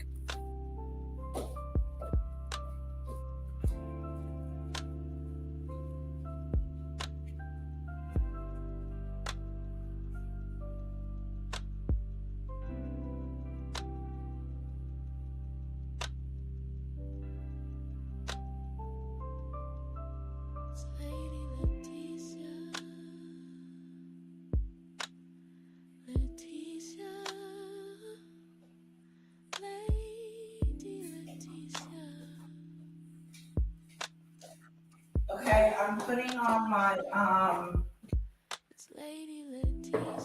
headset. My headset, and my shoes. So, give me a moment. I'm setting up the phone. Oh my goodness, I need to pay some bills, go through some paperwork.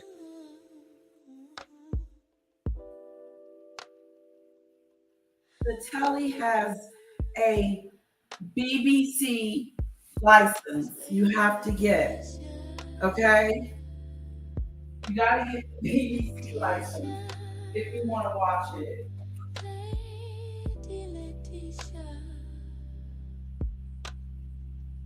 Lady Letitia, it's Lady Letitia.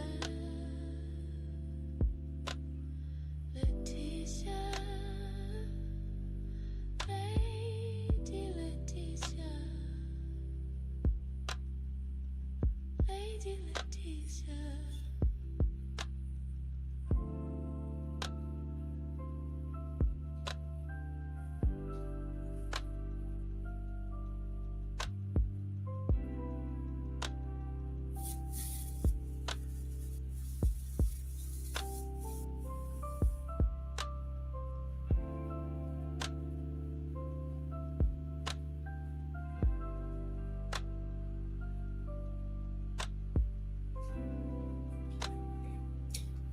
All right.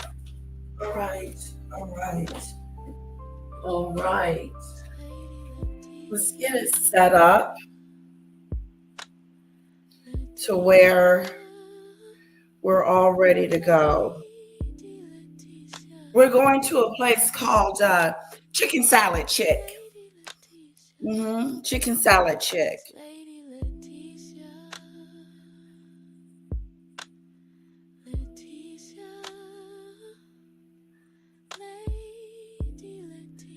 Don't forget the house when you leave.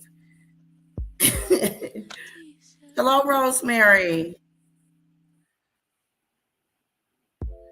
Oh, I appreciate that. I hope so. I don't know a whole lot, but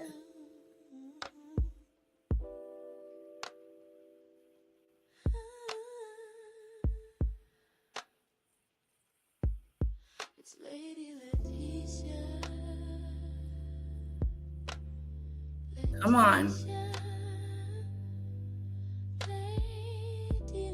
Okay, I'm connected. Oh, is that my family? Oh, they were live. Okay. We're just gonna go get a chick sandwich, right? Okay, let me do this. Chick. I may do a sandwich too. Like get the salad to go.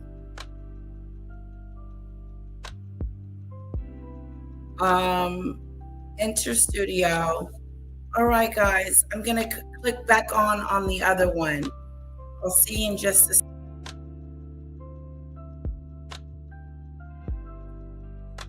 All right, here we go. On the road again. Normally I would put this video in members only, but this was such a good video that I'm not going to put it on members only. Oh, it's beautiful out here today. It's beautiful. Let me get in the car. I have to drive.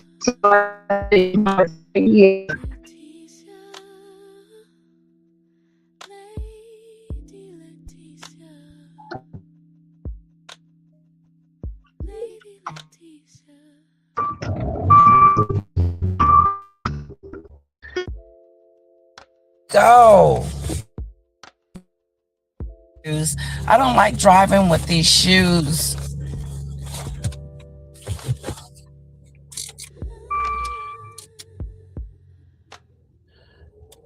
Okay, where is this chick place?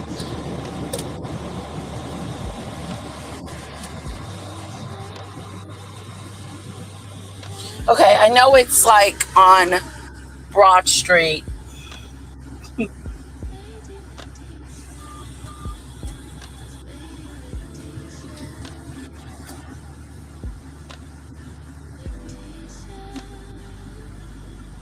Ooh, here we go.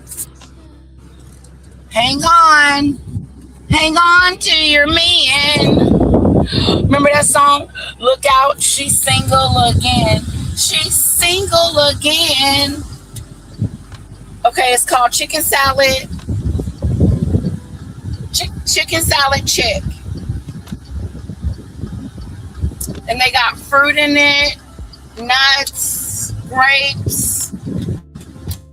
It's really good. 2 of those, 1 of each. The fruity tooty and something else. And then I may get a sandwich. And then I may take like a 15-20 minute nap.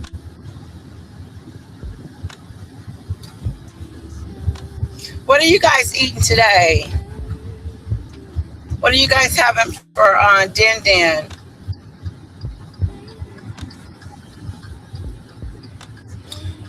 On the road again. Let's get back on the road again. Let's get back on the road again.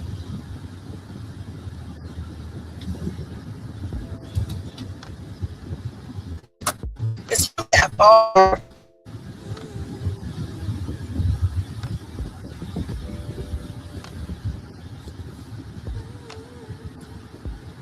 I'm gonna keep straight.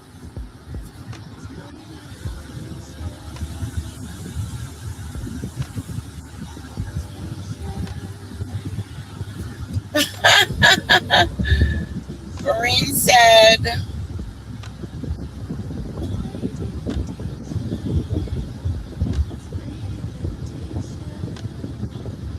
"10 of mine." It's just so funny, Maureen. You're so cute. 10 of her houses and 1 of mine. Yeah, my eyes are on the road, Daisy. Eyes is on the road. Eyes focus.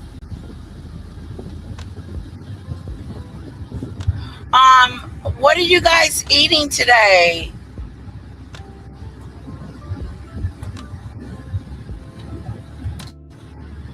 What food are we eating? Are we cooking? Are we eating out? See, I'm supposed to be making chili. I'm not supposed to be eating out like this. Yeah, I tend to save a lot of money when I don't eat out. But I've been eating out this week. So I probably need to go and start back my cooking regimens.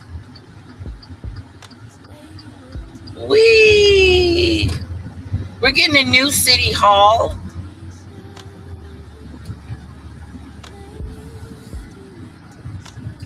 On the road again. Let me know if you guys can't hear me. Okay. Ooh, yo, I'm making something new.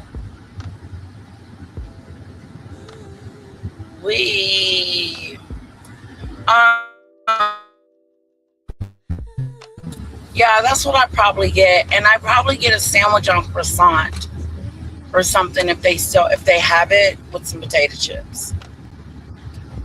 So I'll do that. And then I probably won't let you guys ride home with me. You're probably gonna want to go by then. But we'll go in the store and look at the Chick place.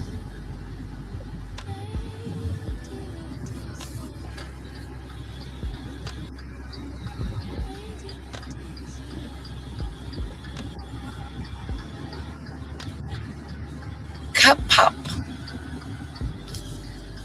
Okay, Michelle says spinach with feta, stuffed chicken dumplings for starters. That's just a starter. Sounds yummy to the tummy. Okay.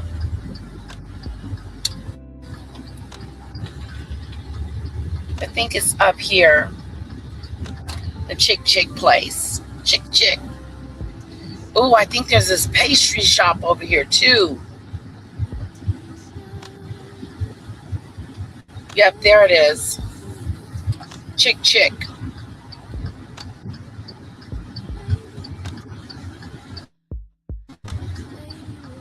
Oh, wait. Here we go. Oh, there's a puppy that I'm gonna roll over him. So I'm at the pastry shop too. Let's go in there too. Why not? The pastry shop and then the Chick place. Let's just do the whole strip.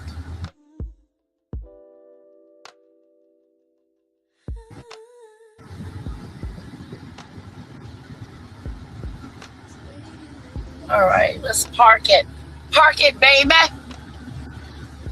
Park it, baby. Hold on, I got a park a do.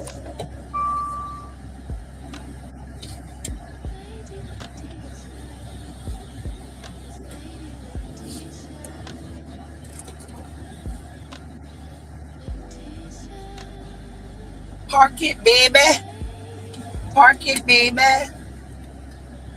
Okay, I think this is a place where you can go and get a pastry. I think we're going to go to the pastry shop first. And then we're going to go to the Chick. Slip my shoes back on. Grab my bag.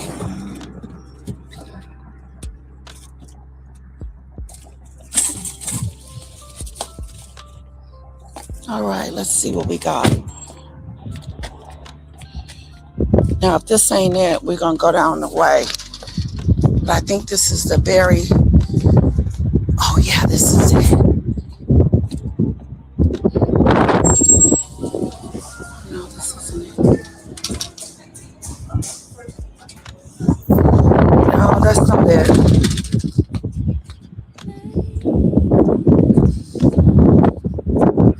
No, wrong store.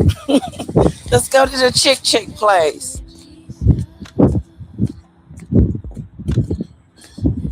They got some new places over here.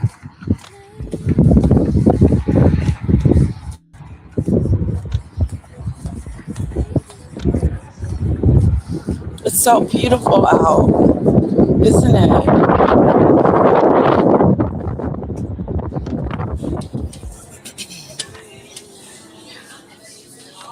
This is what it looks like.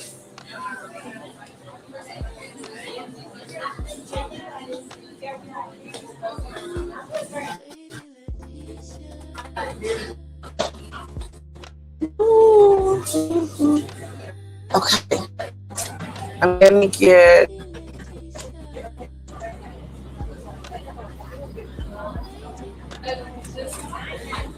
fruity. Oh, they got a cranberry. Dixie Chick.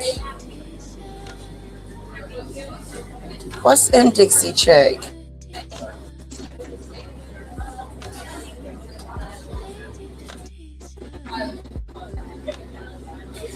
They got a jalapeno one, Sassy Scotty. Cranberry.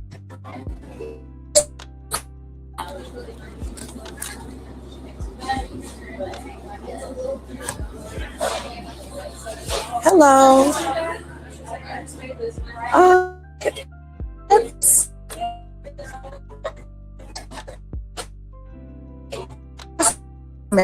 okay. It is with, you can make a meat like croissant with chicken salad and nut cheese. Oh, I like the sandwich. It's got lettuce and tomato on it. Yeah, the sandwich. What kind of, do I pick it? Yes. Oh, God, that's going to be difficult. Okay, Fruity Fran. Just a sec.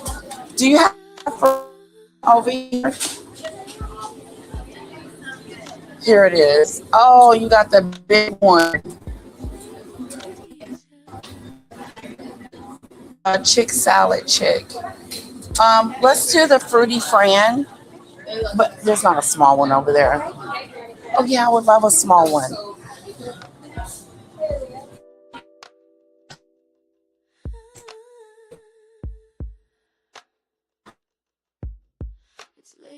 Croissant.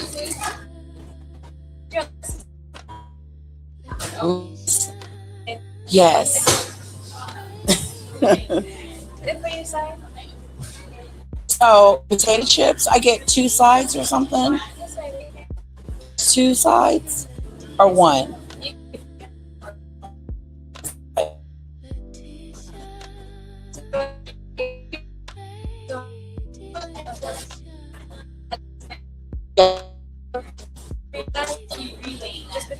Just potato chips.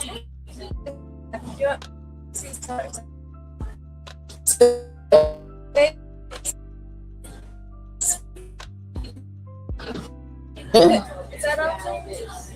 And then a small pretty friend.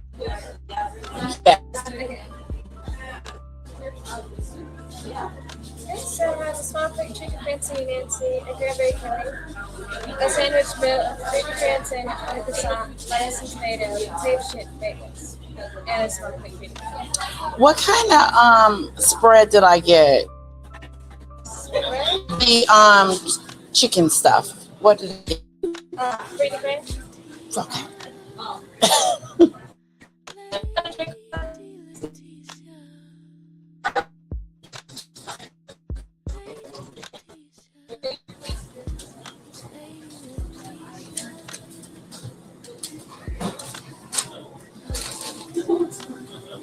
And the sandwiches to go. Okay. Read. Yes.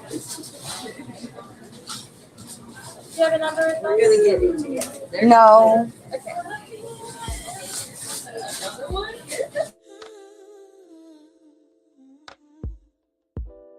Thank you. Wow. Any sandwich will be right now. Okay. Yeah, Oh, okay. My signature. Okay, there you go. Thank you. Wow, this is heavy. Thanks. Guys, I spent $34 on tuna, on chicken salad. Can you believe that? Let me show you what I got. I got the Fruity Fran.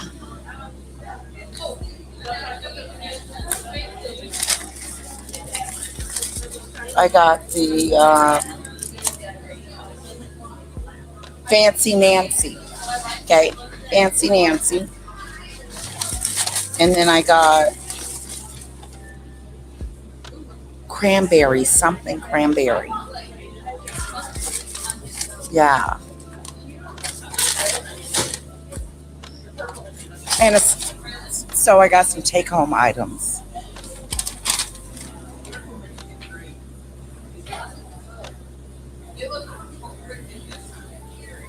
Oh, you haven't eaten anything. I was busy in the garden for a few hours, cleaning things up after a long winter. Ooh. Look at you getting it together. You had fruity on croissant with baked lays? Yes. Thank you, ma'am. So the lays are baked? Yes, ma'am. You don't have any other kind? We have kettle chips, but they're not the Lay's brand. They're the Miss Vicky's. What's that? It's just a brand of kettle cooked chips, but we have Yeah, let me sea salt. get regular. Yeah. Sea salt? Yeah, that's good. Can I have sea salt, please? Instead of pizza night?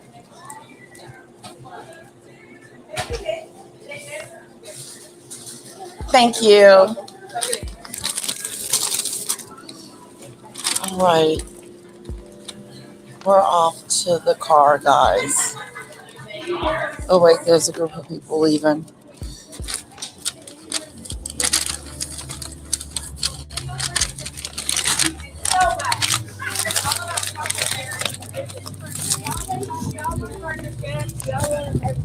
Thank you. No, I got it. Thank you. Alright, see you next time. Bye. Sorry. That's okay. I'll be ready.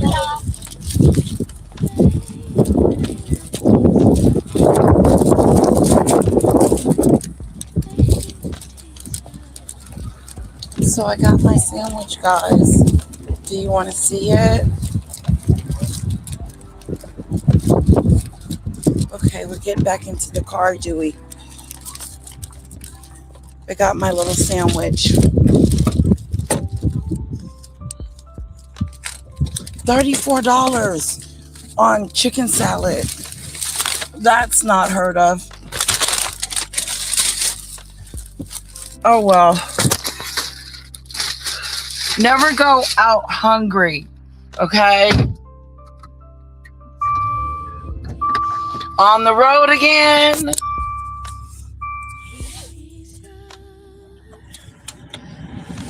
Michelle said, that's ridiculous.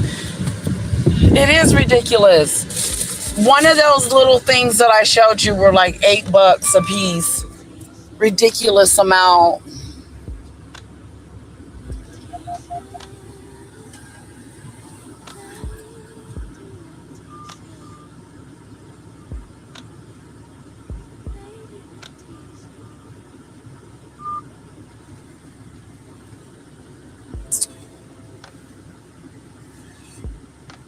And then I got a sandwich. Normally I would just go home and make my own sandwich, but I don't feel like it. So it is what it is.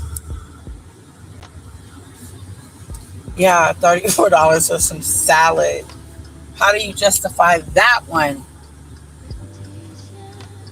Well, I can make sandwiches, my chicken sandwiches, for the next couple of days. for my family. So, but I need to make that chili. I should have got some hamburger meat to make some chili. And God,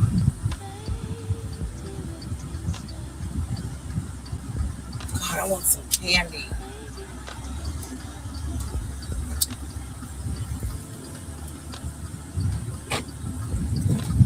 I want some candy. I think my daughter has some at home. I'll check her little box. Her little candy box. Yeah, $34. Oh my God. I knew it was going to be a lot though.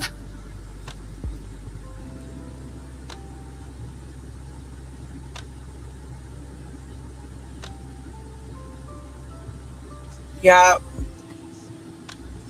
There were, I think it was like $7.99 a piece. So I want to say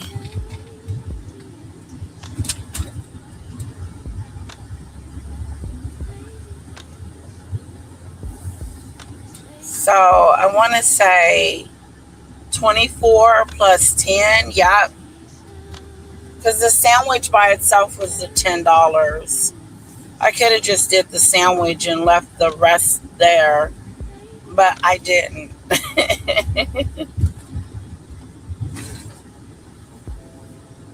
We're going to go down Miller.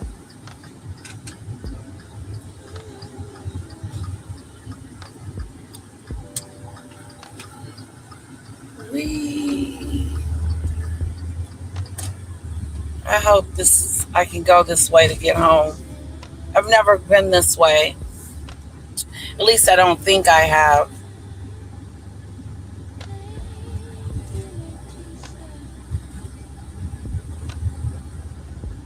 Wow. So yeah, when I get home, I want to show you the sandwich, and then I'll show you what it looks like. Then I'll let you beautiful people go about your business and your day. Those that are still with me. On the road again. We're back on the road again.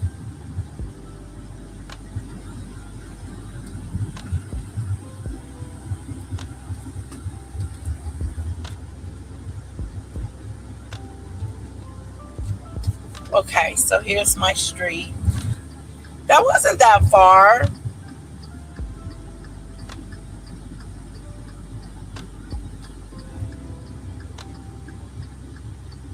Whoa, it is beautiful today.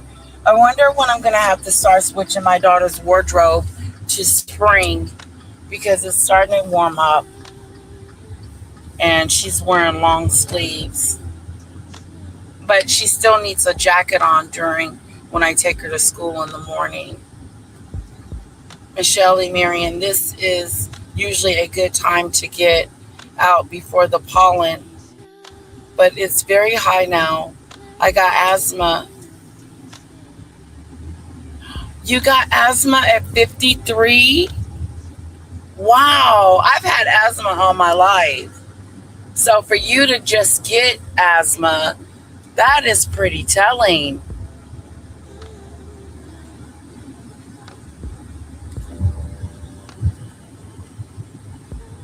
Are you planning on eating? I know, $34 for some chicken salad. I'm not very good at making chicken salad. My mom can make a turkey salad that is so good.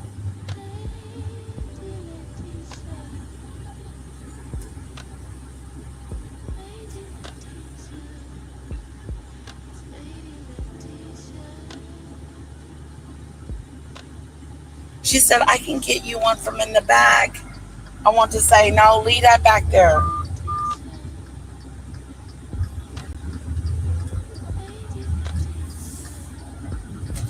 Whee! So now what I'm going to do is I'm going to go in the house. I'm going to show you guys my lovely sandwich. And hopefully it's good. And then I'm going to take a quick nap. And then I'm going to go get a little bit. And then What am I going to do a little bit when she gets home? I want to do some homework with a little bit. So, yeah. But she's tired when she gets home. She doesn't want to do homework.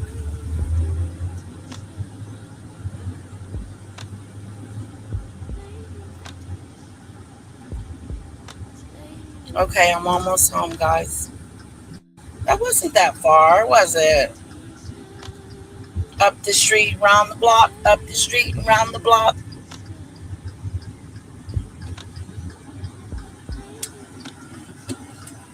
Up the street and round the block.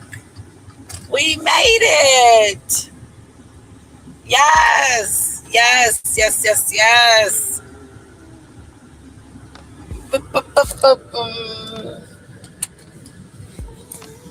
I know, this is a long live. Hang in there with me, guys.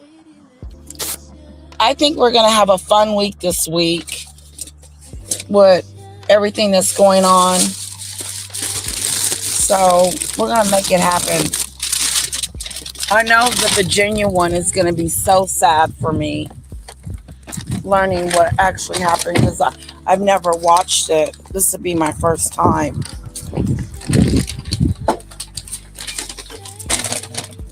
Okay. I'm gonna say, honey, I'm home. He's at work. Honey, I'm home.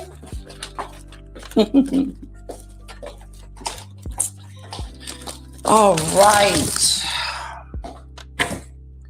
Let's do this. Let's get the chick out the bag.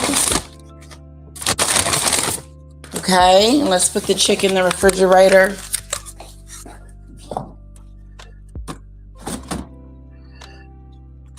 Let's put you here. It's a good spot.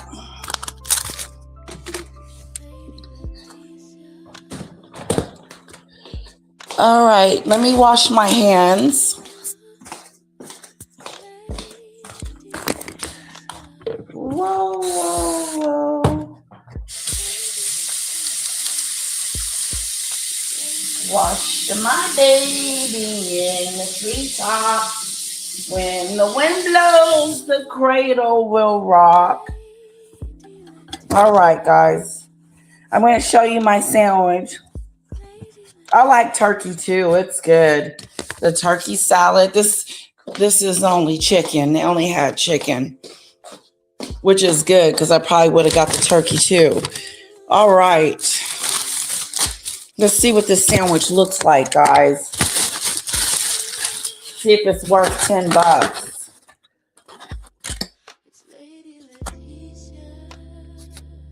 I don't know about the tomato. Looks a little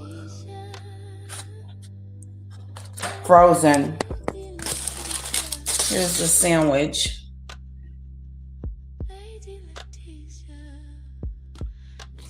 I probably should have got some cheddar cheese on there. I just feel like I need a piece of cheese, right? Hold on, let me get a piece of cheese.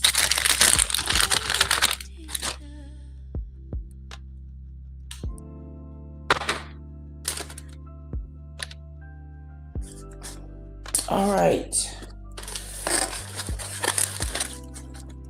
Let's take a bite.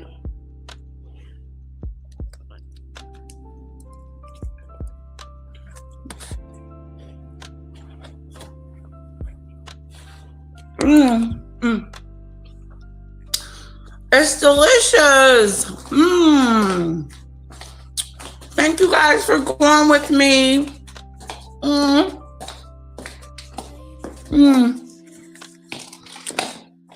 It's delish. Okay, say bye-bye to me. Bye-bye.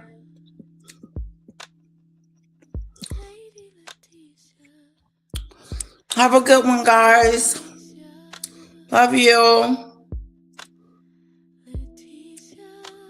I'm gonna go finish my chicken sandwich off. and eat and take a quick little nap before Little Bit gets home off from school. Okay? Thank you, highly sensitive.